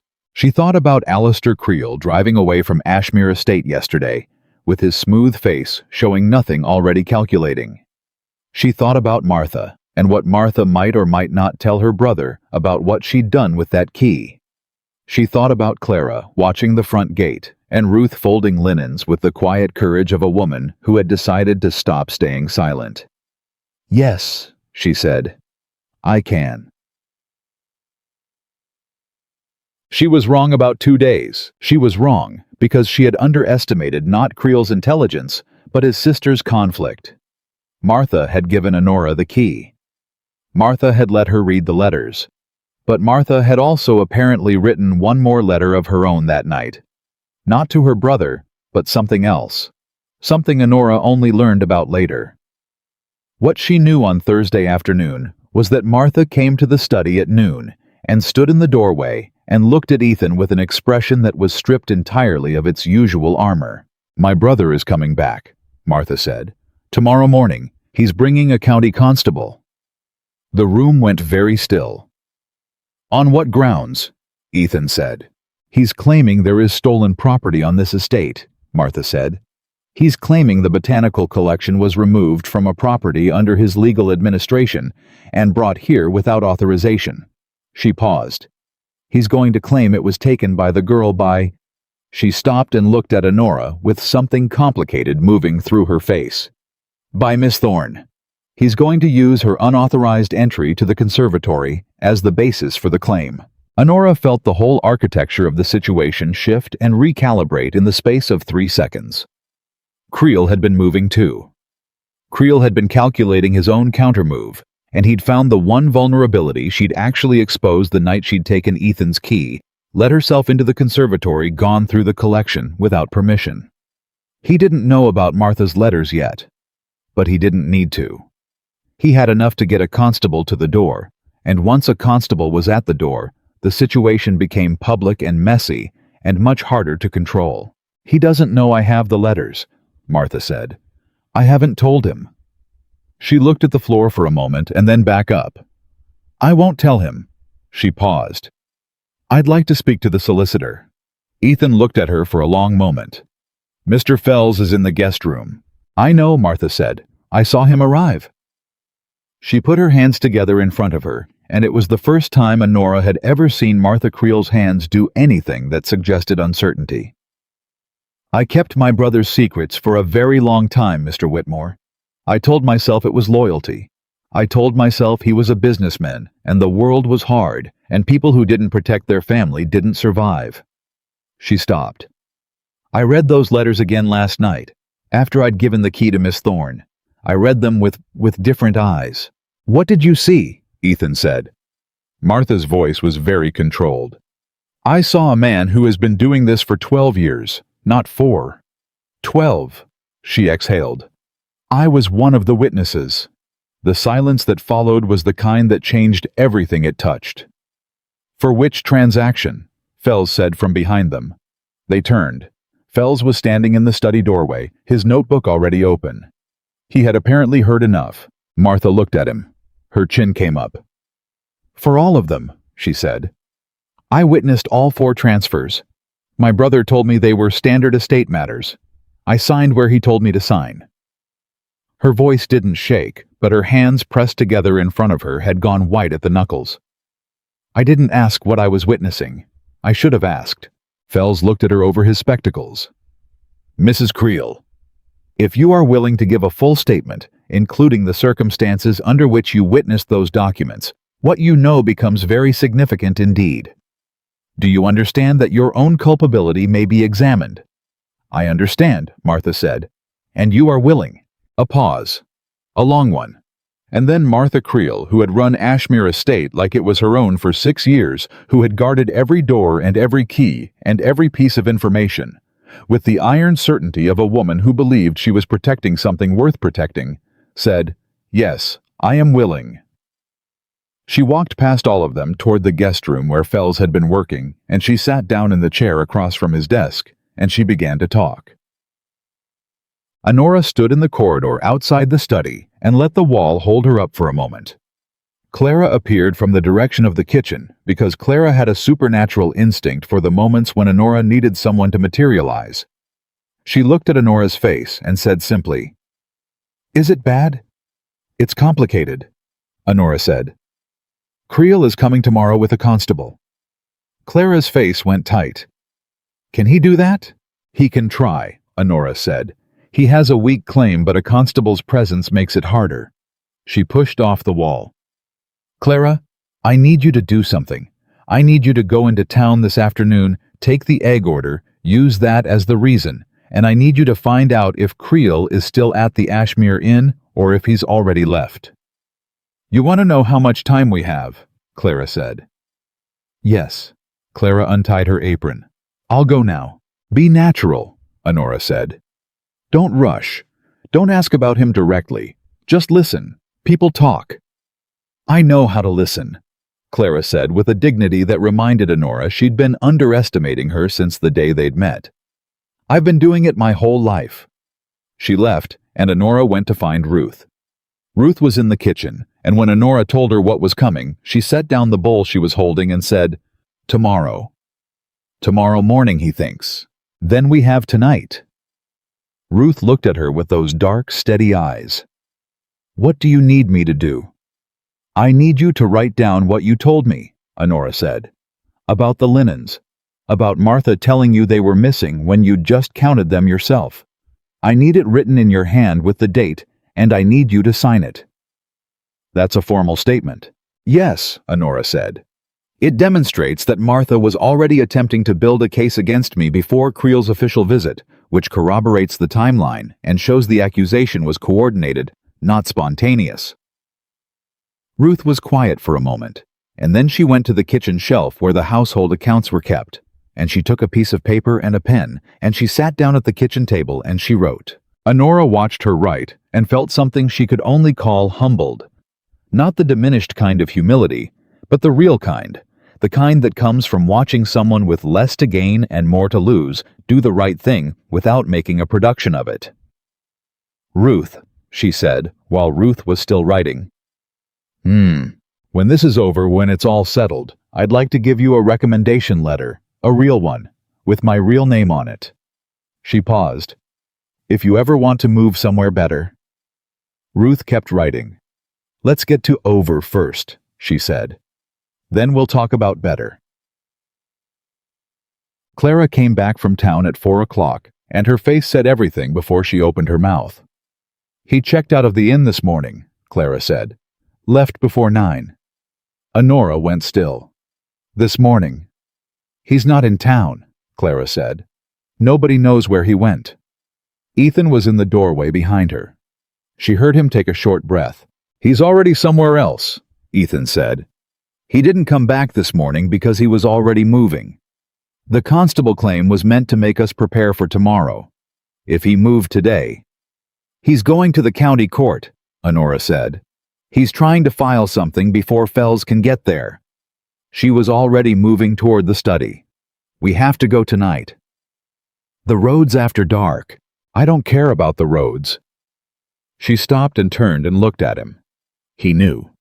Martha wrote something, maybe not to him, but something else, someone else who told him. He knew Fells was here, and he moved the timeline. She pressed her palms flat against her own thighs.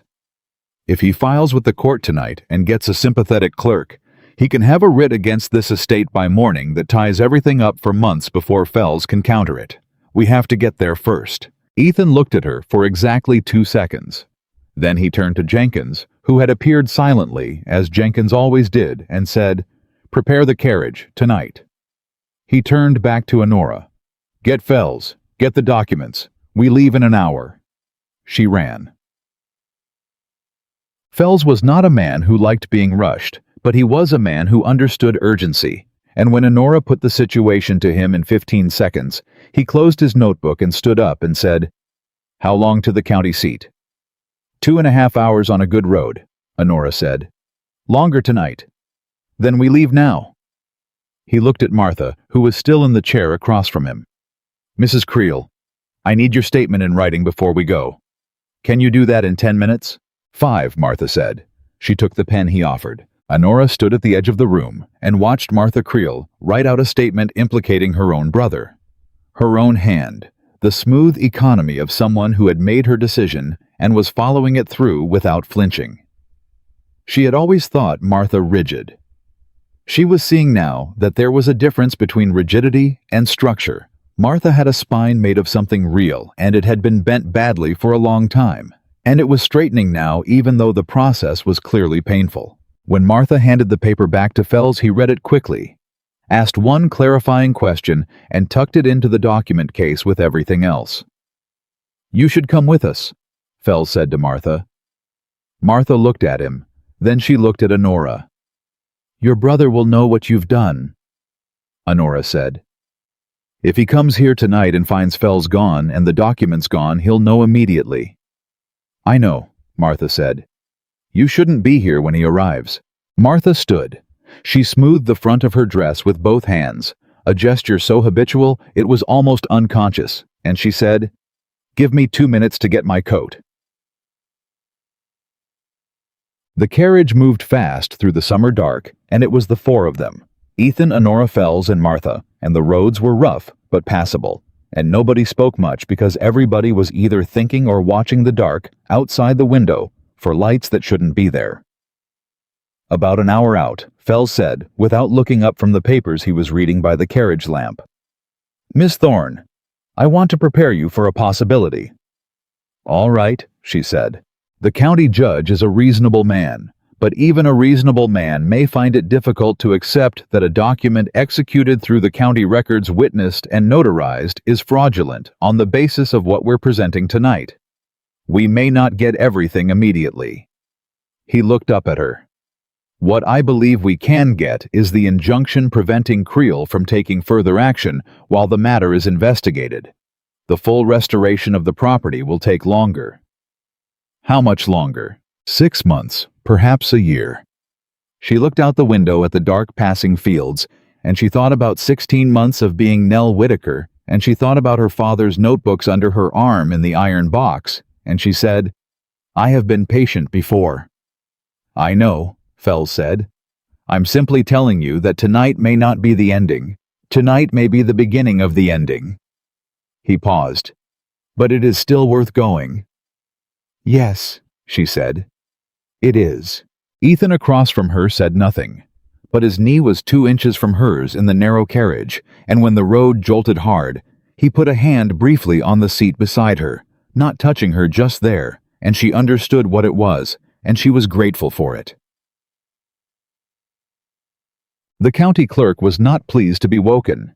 He was a man of perhaps 50 who answered the door in his dressing gown with the expression of someone who had been promised a quiet summer, and he looked at Fells's card and at the group assembled on his doorstep, and then at Ethan Whitmore's face, which apparently settled something for him because he opened the door and let them in. Fells presented the documents with the crisp efficiency of a man who had done this before. He presented them in order: the original deed, the fraudulent transfer, the fake affidavit with its unverifiable witnesses, and then Martha's statement, and then the letters. He laid them out on the clerk's kitchen table, one by one, and he talked, and the clerk listened, and the lamp burned between them, and cast everything in amber and shadow. The clerk read Martha's statement twice. He read 2 of the letters. He set them down and looked at Martha directly. "You witnessed these documents yourself," he said. "I did," Martha said, "under the belief that they were legitimate estate transfers." "Under that belief, yes." She held his gaze. "I no longer hold that belief." The clerk looked at the letters again. He looked at the deed copy. He looked at Honora, who had not spoken, and was sitting very still in the chair by the wall. "You are Dr. Silas Thorne's daughter," he said. "I am," she said. "I knew your father," the clerk said. "Slightly. He came through this office twice on land registration matters. He was a careful man." "Yes, sir," she said. "He was." The clerk was quiet for a long time, long enough that the lamp flame wavered once and steadied. Then he reached for his pen. "I can issue the injunction tonight," he said. "Creel cannot take any action regarding any of the named properties while this matter is under formal investigation." He looked at Fells. "You'll file the full case documentation by Monday." "By Saturday," Fells said. "Good," the clerk wrote. He wrote for several minutes, with the focused silence of a man who understood that paperwork was not ceremony, but substance, that these words on this paper were the real thing, the thing that held or didn't hold. He signed it. He dated it. He pressed his seal. He handed it to Fells, and then he looked at Honora. "This doesn't give you the land back tonight," he said. "You understand that?" "Yes, sir," she said. "But it means he can't move against it. And it means the court will look." He paused. "I'm sorry it took this long for someone to look." She held the edge of the table because she needed something solid to hold, and she said very steadily, "Thank you, sir." They left his house at 1:15 in the morning and stood beside the carriage in the summer dark, and the night was warm and full of insects and completely ordinary, and Honora held the iron box against her chest and felt the injunction inside it, and felt for the first time in 16 months the specific sensation of a door opening. Not the door at the end, the first door. The one that led to the corridor that led eventually to the room where the thing she'd been fighting for was waiting. Fells was already organizing papers by the carriage lamp. Martha was standing slightly apart, looking at nothing, her face in the particular stillness of someone who has done an irrevocable thing and is only beginning to understand all the ways it will change what comes next. Ethan came to stand beside Honora. "It's not over," she said. "No?" he agreed. "But it's different now. It'll be months still. The property case?" "I know," he said. "And you'll have a place to work from while it proceeds." He looked at her. "The conservatory position I offered you is still open. The real one. Your name on it." He paused. "Your real name?" She looked at him. His face in the lamplight was honest and open, in a way she hadn't seen in anyone for a very long time, and she thought about the coin she'd pressed into his cold hand in the rain, and about, "I will remember this," and about everything that had happened between that moment and this one. "You'd have Honora Thorne managing your conservatory," she said, "with a property dispute attached to her name and a fraud case in the county court." "I would," he said. "Yes. That's a complication." "I've handled complications before," he said. And the corner of his mouth moved that almost smile she'd been cataloging for weeks, and something in her chest pulled toward it, like a plant toward the light, involuntary and completely honest. "All right," she said. "Yes." He nodded. One short settled nod. The matter decided. They got back in the carriage and went home through the dark Virginia summer, and Honora Thorne held the iron box in her lap and felt the shape of the future pressing forward, not easy, not simple, not quick, but real and solid, and pointing somewhere worth going. And when the carriage hit a rough patch of road and jolted hard, Ethan's hand came down on top of hers on the box briefly just for a moment, and neither of them moved away. They got back to Ashmere Estate at 3:30 in the morning, and the house was dark and quiet, and exactly as they'd left it, which was the first thing Honora checked. She stood in the front hall and listened to the silence and counted the seconds until she was certain nothing had been disturbed. Nothing had. Creel had not come in the night. She went to bed and slept 4 hours and woke up with the kind of clarity that comes after a crisis has passed. Its sharpest point. Not peace exactly, but the particular stillness of someone who has been running hard and has finally hit ground solid enough to stand on. She dressed. She went downstairs. She made her own tea in the kitchen because the cook wasn't up yet, and she stood at the kitchen table and drank it while the summer morning pressed pale and warm against the windows, and she thought about what Fells had said in the carriage. Tonight may not be the ending. Tonight may be the beginning of the ending. She could live with that. She had been living with worse for 16 months. What she had not been prepared for was what happened at breakfast. The household assembled in the kitchen at 7 as usual. Clara Ruth Dottie, the stable hand Thomas, who sometimes ate with the indoor staff Jenkins. Martha's chair was empty, which everyone noticed, and nobody commented on, because the shape of last night was present in the room, even though most of them had only the edges of it. Clara sat beside Honora and said nothing, which was so unlike Clara that it was its own kind of statement. Ethan came in at 7:30, which he never did. He poured his own coffee, which he also never did, and he stood at the end of the table, and he said to the room without preamble, "Some of you are aware of events that occurred last night. The rest of you will hear soon enough from those who are. I want to say plainly that this household has conducted itself with integrity through a difficult situation, and I am aware of who did what." His eyes moved briefly to Ruth, to Clara, to Jenkins. "Nothing that happened will be held against anyone, and some things that happened will be remembered in the way good things deserve to be remembered." He picked up his coffee and left. The kitchen was very quiet for a moment. Then Dottie said to no one in particular, "I have been in service for 14 years, and I have never once heard a man of this house speak like that at breakfast." Ruth said, "Then you've been working in the wrong houses." Dottie looked at Honora. "Are you going to tell us what's actually happening?"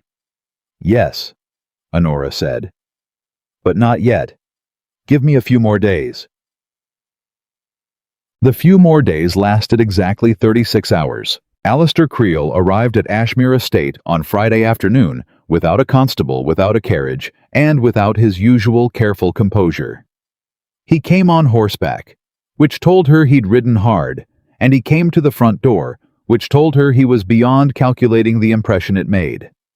Jenkins answered, and Creel pushed past him without waiting, and the sound of that, the specific sound of a man who has given up on courtesy, brought Ethan out of the study and Honora out of the conservatory within 60 seconds of each other. They converged in this front hallway at the same moment Creel reached it. He stopped when he saw them together. Something moved through his face, a fast recalibration, like a man who had walked into a room expecting one set of numbers on the board and found a different equation entirely. His eyes went to Honora first, and she saw the moment he dropped the pretense. "Miss Thorne," he said. Not Nell, not the maid. He said her real name in the front hallway of Ashmere Estate with the flat certainty of a man who had spent the past 24 hours finding out exactly who he'd been dealing with. "Mr. Creel," she said. He looked at Ethan. "You knew who she was." "I did," Ethan said. "And you allowed her access to my conservatory," Ethan said, "which is my property, which I may allow any person I choose to access." His voice had the same quality it always had, even unhurried, immovable. "Is there something you'd like to discuss, Creel? Because I'll tell you plainly, if you've come to make an accusation, you should know that anything you say in this house can be repeated before the county court, which will be reviewing a rather substantial set of documents regarding your professional conduct, beginning on Monday." Creel's jaw tightened. "You've spoken to Fells." "I have. Fells represents you. He has a vested interest in—" "The injunction was issued by Clerk Harmon," Ethan said. "At 1:15 this morning. You cannot take any action regarding the Thorne property, the Foss property, or the other two named in the documents until the court completes its investigation." He paused. "Harmon sends his regards incidentally." He remembered Dr. Thorne. The silence that followed was the kind that arrives after something breaks, not loud but total. Creel looked at Honora. He looked at her with the eyes of a man running calculations he didn't like the outcome of. And she looked back at him with the steadiness of someone who had spent 16 months being afraid of this moment, and had arrived at it to find that she wasn't afraid at all. "You can't prove the transfer was fraudulent," he said. "Your father signed it."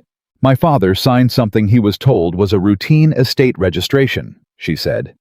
"I have a witness who was present when you explained it to him. She heard what you told him it was."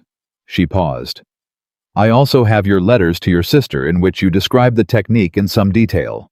And I have your sister's statement given voluntarily to a solicitor regarding the 4 documents she witnessed on your instruction." Every word of this landed visibly. She watched each one hit. "Martha," he said. It was barely a word, more like an exhale. "She made her own decision," Honora said. "I think she'd been working toward it for a while." Creel was quiet. He looked at the floor. Then he looked back up, and the thing she saw in his face in that moment was not rage and not defeat. It was something more diminished than either.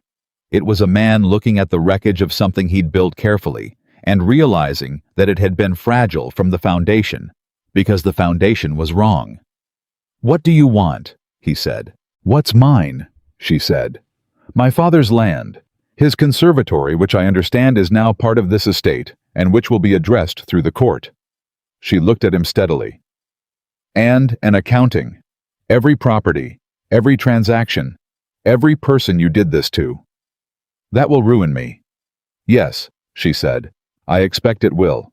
He looked at her for a long time. She did not flinch, and she did not soften. And she did not offer him anything beyond the truth of what she'd just said, because that was all she had to offer him, and it was more than he deserved. "I'll need time," he said. "You have until Monday," Ethan said. "When Fells files. Whatever you choose to do between now and then is your own affair." He crossed to the front door and opened it. "Jenkins will see you out." Creel left. He walked to his horse and he mounted and he rode down the Ashmere Drive without looking back, and Honora stood in the front hallway and watched him go and felt something leave her. Not the fight she'd need. The fight for months yet, but some specific weight she'd been carrying since January of 1811. The particular heaviness of being unseen and unheard and dismissed. It lifted. Not all the way, not permanently, but enough to breathe differently. "You didn't have to let me do that," she said to Ethan without turning. "You could have handled that yourself." "I know," he said. "But it wasn't mine to handle." She turned then, and he was standing by the open door, and the summer morning was coming through it, and his face was the honest, open thing it had become to her over the past 4 weeks, familiar now in a way that had happened so gradually she hadn't noticed until it was already true. "Thank you," she said, for the 3rd time, each time meaning something slightly different. He nodded, once, short and settled. "You're welcome," for the 3rd time. She almost laughed. It came out as something quieter, and she pressed it into the back of her hand, and she went back to the conservatory, because she still had work to do, and work had always been how she handled things that were too large to sit with directly. Martha came back on Saturday. Not to stay, she arrived mid-morning with a small bag and a face that had found some new arrangement of itself, something less armored and less certain. And Honora thought more honest than the Martha Creel who had looked at her across the kitchen table 4 weeks ago with river-water eyes and tested her about missing linens. She went to find Ethan first. Honora didn't know what passed between them. She was in the conservatory when Martha arrived, and she heard their voices in the study, but not their words. When Martha came to the conservatory door 20 minutes later, she knocked. It was such an unusual thing, Martha knocking on any door in this house, that Honora put down the specimen she was labeling and opened it immediately. Martha stood in the doorway and looked at her and said, "I gave a full statement to Fells yesterday morning. Everything. All 4 transactions. All the details I could remember." She paused. "He says it will be significant." "It will," Honora said. Thank you. Martha looked past her into the conservatory. She looked at the benches and the shelves and the notebooks arranged in their proper order, and something moved through her face that Honora couldn't entirely name. Your father built this, Martha said. Yes. I knew it was someone's work, Martha said. When the collection first came here, I knew it hadn't just assembled itself, that there was a mind behind it, a specific and extraordinary mind. She paused. I didn't ask whose. You might have known the answer, and that would have complicated things for your brother, Honora said, not accusing, just true. Martha looked at her. Yes, she said. That's right. She was quiet for a moment. I don't know what happens to me now. My position here is... Your position here is your own concern, Ethan said from behind Martha. Martha turned. Ethan leaned against the corridor wall with his arms crossed, and he said, You ran this house competently for 6 years. You made choices regarding your brother that I consider serious errors, but the choice you made 2 nights ago is also yours, and I don't dismiss it. He looked at her. Whether you stay or go is your decision, Martha. I won't make it for you. Martha looked at him for a long moment. Then she looked at Honora. Then she looked at the conservatory behind Honora, and whatever she saw there, whether it was the collection or the memory of what she'd failed to question, settled something in her face. I'll stay, she said. If there's a place for me. There's work, Ethan said. That's usually the same thing. Martha gave a short nod, brisk, familiar. The Martha nod that meant a matter was settled, and she went back into the house, and Honora heard her voice in the kitchen. 10 minutes later, the same precise authority, organizing the morning's tasks, and the house absorbed her back into itself, the way houses do when they've been organized around a person long enough that the person becomes structural. Nag. It was Ruth who said it out loud first on Sunday evening, when the household was gathered in the kitchen for the end of the day, and the summer dark was coming on slow and warm. Ruth said to the table generally, I'll be making a formal statement to the court next week about what I saw and heard in this house. If anyone else has information that might be useful, Fells has asked that they come forward. Dottie looked at Honora. Is this about you then, who you actually are? Yes, Honora said. I came here under a false name. I should tell you that plainly. I was trying to find evidence that my father's land was stolen. That's the whole of it. Was it? Thomas asked. Stolen. Yes, with forged documents. And did you find the evidence? I did. Thomas considered this with the practical gravity of a man who understood that land and the loss of it were not abstract matters. Then it seems to me you did what needed doing, he said. The name's a small thing compared to the rest. Dottie said, What's your real name, since we're being honest? Honora, she said. Honora Thorne, Clara said softly from the end of the table. That's a beautiful name. She said it the same way Ruth had said it, like she was recognizing something that had been present all along. Honora looked around the kitchen table at these people, Clara, who had watched the gate and brought her warnings, Ruth, who had counted linens that weren't missing and told the truth about it, Dottie, who had narrated the household to her in the laundry room and never asked for anything in return, Thomas, who took things as they were and thought about what was practical, and she felt something for them that was distinct and specific, and not at all what she'd expected to feel when she'd arrived at Ashmere Estate as Nell Whitaker, with 17 cents and a plan. She'd expected to find evidence and leave. She had not expected to find people she would miss. Thank you, she said, all of you, for things you may not even know you did. Ruth smiled a small, real smile, the kind that didn't happen on Ruth's face often enough. We just did what was right, she said. Same as you. Monday came and Fells filed. Honora was not in this courthouse. Fells had told her there was no need for her to be present at the filing, that her time was better spent available and reachable should questions arise, and so she was in the conservatory when the paperwork that would determine the next year of her life was formally entered into the county court record. She was repotting a specimen her father had labeled in his notebook as collected from the coastal lowlands in 1803, working the old soil out carefully around the roots, and she thought about him doing this same work with these same hands more or less, and she told him quietly in the way you talk to people who are gone that she had found what he'd hidden, and that it had done exactly what he'd meant it to do. She thought he would have been glad. The first response from Creel's direction came on Wednesday. It was not what she'd expected. Fells brought the letter himself, riding out from town, with a face she couldn't read until he was close enough to hand it over, and she read it standing on the front steps with Ethan beside her. It was a confession, not a complete one. It was careful, lawyered language, full of qualifications and passive constructions, but at its core, it was an acknowledgement that the transfer documents had been improperly executed, and that the county court should review all 4 transactions with a full accounting. It was also, Fells explained, the result of 3 other things happening simultaneously. 2 of the other property families, when word of the investigation reached them, had come forward with their own documentation. And the county court judge reviewing Clerk Harmon's injunction had issued a separate order for Creel's financial records. Creel had looked at the mathematics and made a calculation. A partial confession offered cooperatively was better than a full exposure extracted by force. It would not save him, but it would give him something to negotiate with. It means the Thorne property goes back into dispute officially, Fells said, which is the necessary first step. The full restoration, the transfer back into your name, that's still the 6 months I told you. Possibly a year. But this... He tapped the letter.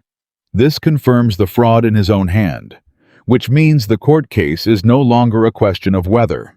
It's only a question of when and how much. She stood on the front steps in the summer heat with Alistair Creel's careful, cowardly confession in her hand, and she said, "Is this enough to win?" "Yes," Fells said. "It's enough." She handed the letter back to him, and she nodded, and she went back inside. She found Ethan in the study waiting. She stood in the doorway, and she said, "He confessed. Partially. Enough." Ethan looked at her. "Fells says it's sufficient?" "Yes." He exhaled a short, controlled sound, the closest thing to relief she'd seen from him, from a man who kept his internal weather mostly private. "Good," he said. "That's good." She looked at him across the study. This man who had taken a coin from her hand in the rain and said, "I will remember this," and had apparently meant it in every possible sense of the word, and she said, "I owe you an accounting." "You don't." "I do." She came into the study and sat down across from him the way she'd sat the first night she'd told him the full story, and she looked at him directly. "I came to this estate to find evidence. I took your key. I went into your conservatory without permission. I lied about my name for 4 weeks. She paused. "I need to say that plainly, even if the reasons were good." He looked at her for a moment. "Noted," he said. "And accounted for." He leaned forward slightly. "Now, are we done with the accounting?" "Almost," she said. "One more thing." She reached into her pocket. She'd been carrying it for 3 days, waiting for the right moment, and she put it on the desk between them. The coin. Her last coin, the one she'd pressed into his cold hand on the stone steps of the Alderman building in the rain, the one he'd taken with the particular gravity of a man who understood the weight of what he was receiving. He looked at it. He looked at her. "You kept it," she said. "I told you I would remember," he said. "I know." She kept her hand on the edge of the desk. "I want you to keep it. Not as a debt, we've settled that, but as..." She stopped. She tried again. "My father used to say that some things don't have names yet, that you do science long enough, and you encounter things the language hasn't caught up to, and you just have to live with them until the right word arrives." She looked at the coin. "I think this is one of those things." He was quiet for a long moment. Then he picked up the coin, and he held it in his palm, and he looked at it the way he'd looked at her father's notebooks, with a specific, careful attention that meant he understood he was holding something that mattered. "Keep it," she said. "You carried it for me. Now carry it for us." He looked up. The corner of his mouth moved that almost smile, and it went further this time, became something real and full and completely unguarded, and she had not seen his face do that before, and it hit her somewhere central and serious. "For us," he repeated, quiet and certain. "For us," she said. The months that followed were not simple. The county court proceedings were slow and complicated, and occasionally maddening, and there were days when Fell sent letters that made her want to scream into the conservatory ceiling, and days when opposing counsel submitted documents that seemed designed specifically to exhaust her will to continue. She continued anyway. She had developed over 16 months of being Nell Whitaker, a very specific relationship to patience, not the passive kind, not waiting and hoping, but the active kind, the daily discipline of doing the next necessary thing, without requiring it to be the last necessary thing. Alistair Creel did not go quietly. No man like him ever did. He negotiated and delayed and submitted counter-documentation and hired a third solicitor when the second one told him something he didn't want to hear. But the confession had been the crack in the foundation, and Fells was relentless, and the two other property families had come forward with accounts that corroborated everything, and the pattern was too clear and too documented to be argued away. Martha testified in October. She sat in the county courtroom with her back straight and her hands folded and her face in that new arrangement, not armored, not performing, just present. And she told the truth in her precise, unhurried way, and the truth was devastating and complete. When it was done, she walked out of the courthouse and stood in the autumn air, and Honora was waiting on the steps. They stood together for a moment without speaking. Then Martha said, "My brother told me once that loyalty to family was the only real virtue, that everything else was negotiation." "He was wrong," Honora said. "Yes," Martha said, "he was." She looked at the sky for a moment. "My mother would have been ashamed of him. I think I knew that for a long time without letting myself know it." She paused. "I'm sorry. For your father. For all of it." Honora looked at her. The apology was real. She could hear the difference between a real one and a managed one, and this was real, and it had cost something. "I know," she said. "Thank you." Martha nodded. The matter settled.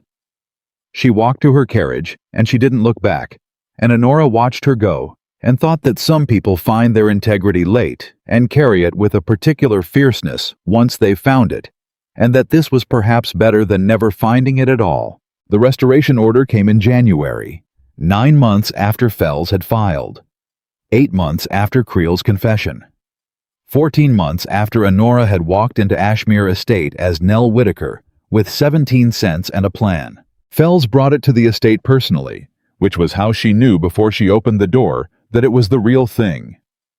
He had a look about him, contained deliberate hiding something that wanted to be larger. And he handed her the document, and she read it standing in the front hallway, with Ethan beside her, and Clara hovering in the kitchen doorway trying to look like she wasn't watching. The Thorne property, 12 acres, formally restored to the estate of Dr. Silas Thorne, and to his heir, Honora Thorne, in full. She read it twice.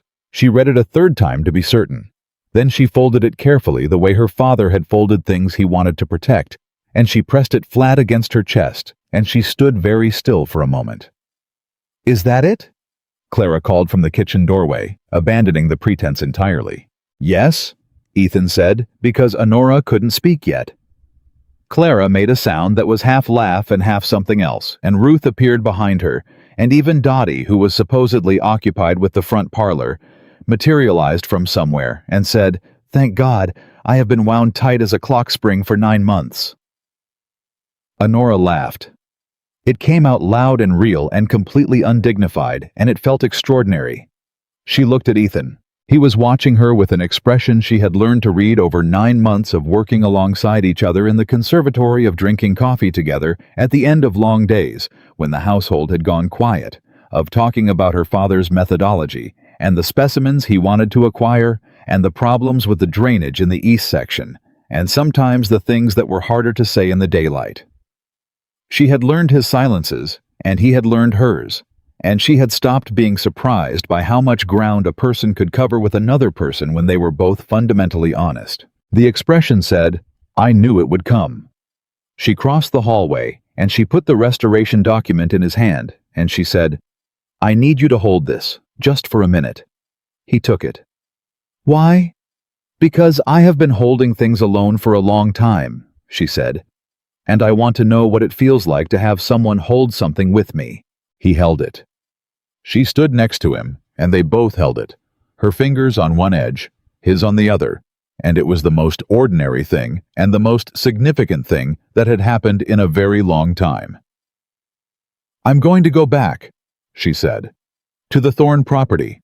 I'm going to rebuild the conservatory properly. Restore the collection, the whole collection, the way my father had it." She looked up at him. "But I'd like to keep doing the work here as well, if the position is still open." "It is," he said. "It's always been yours. And I want to take my father's notebooks, the originals, back to the house where he wrote them." "Of course. And—" She stopped. "And," he said. She looked at him. She had gotten good over 9 months at saying things directly because Ethan Whitmore was a man who respected directness above nearly everything else, and because she was whatever else she was, her father's daughter, and her father had believed that the clearest sentence was the most honest form of respect you could pay to anyone. "I'd like you to come with me," she said. "When I go back, I'd like you to see it." He held the restoration order in one hand. He reached out with the other, and he pressed it warm and certain over her hand on the document between them. "Show me," he said. "I'll be there." She went back to the Thorne property on a Thursday in January, the ground cold and firm under her feet, the winter sky pale above the Virginia fields. She brought the notebooks in the iron box. She brought her father's handkerchief folded in her coat pocket. She brought Ethan, who walked beside her without ceremony, which was the only way she would have wanted it. The house was still standing, 12 acres of Virginia land, cold and clear and entirely hers. She stood in the front of it and breathed, and she felt the full scope of everything, the loss, the 16 months, the false name and the real one, her father's careful handwriting, and the tobacco merchant, and the locked conservatory, and the coin pressed into a cold hand. In the rain, she felt all of it move through her and settle the way sediment settles in still water, clarifying everything. She turned to Ethan. "This is it," she said. "This is where he built everything." Ethan looked at the house and the land, and then at her. "Then this is where you rebuild it," he said, "and I'll help you." She had spent 16 months carrying her father's story alone through towns that didn't listen, through offices that turned her away, through cold mornings and uncertain evenings, through all the small and large humiliations of being a woman without property or standing in a world that required both. She had done it because there was no one else to do it, and because the truth of what her father had built deserved someone to fight for it. She had done it. The land was hers. The notebooks were in the iron box under her arm. The story her father had spent his life writing was intact and documented and restored, and the man who had stolen it would spend the next years accounting for it before the courts. She had come to Ashmere looking for a deed copy and found somewhere along the way that the deed was only part of what she'd been fighting for. The rest of it, the being heard, the being believed, the standing in a room and saying, "This is my name and this is what happened," and having someone turn toward her instead of away, that had mattered as much as the paperwork. More maybe. She looked at the land, and she looked at Ethan beside her, solid and present and real. And she looked at the winter sky above everything, and she understood that her father had been right about one more thing.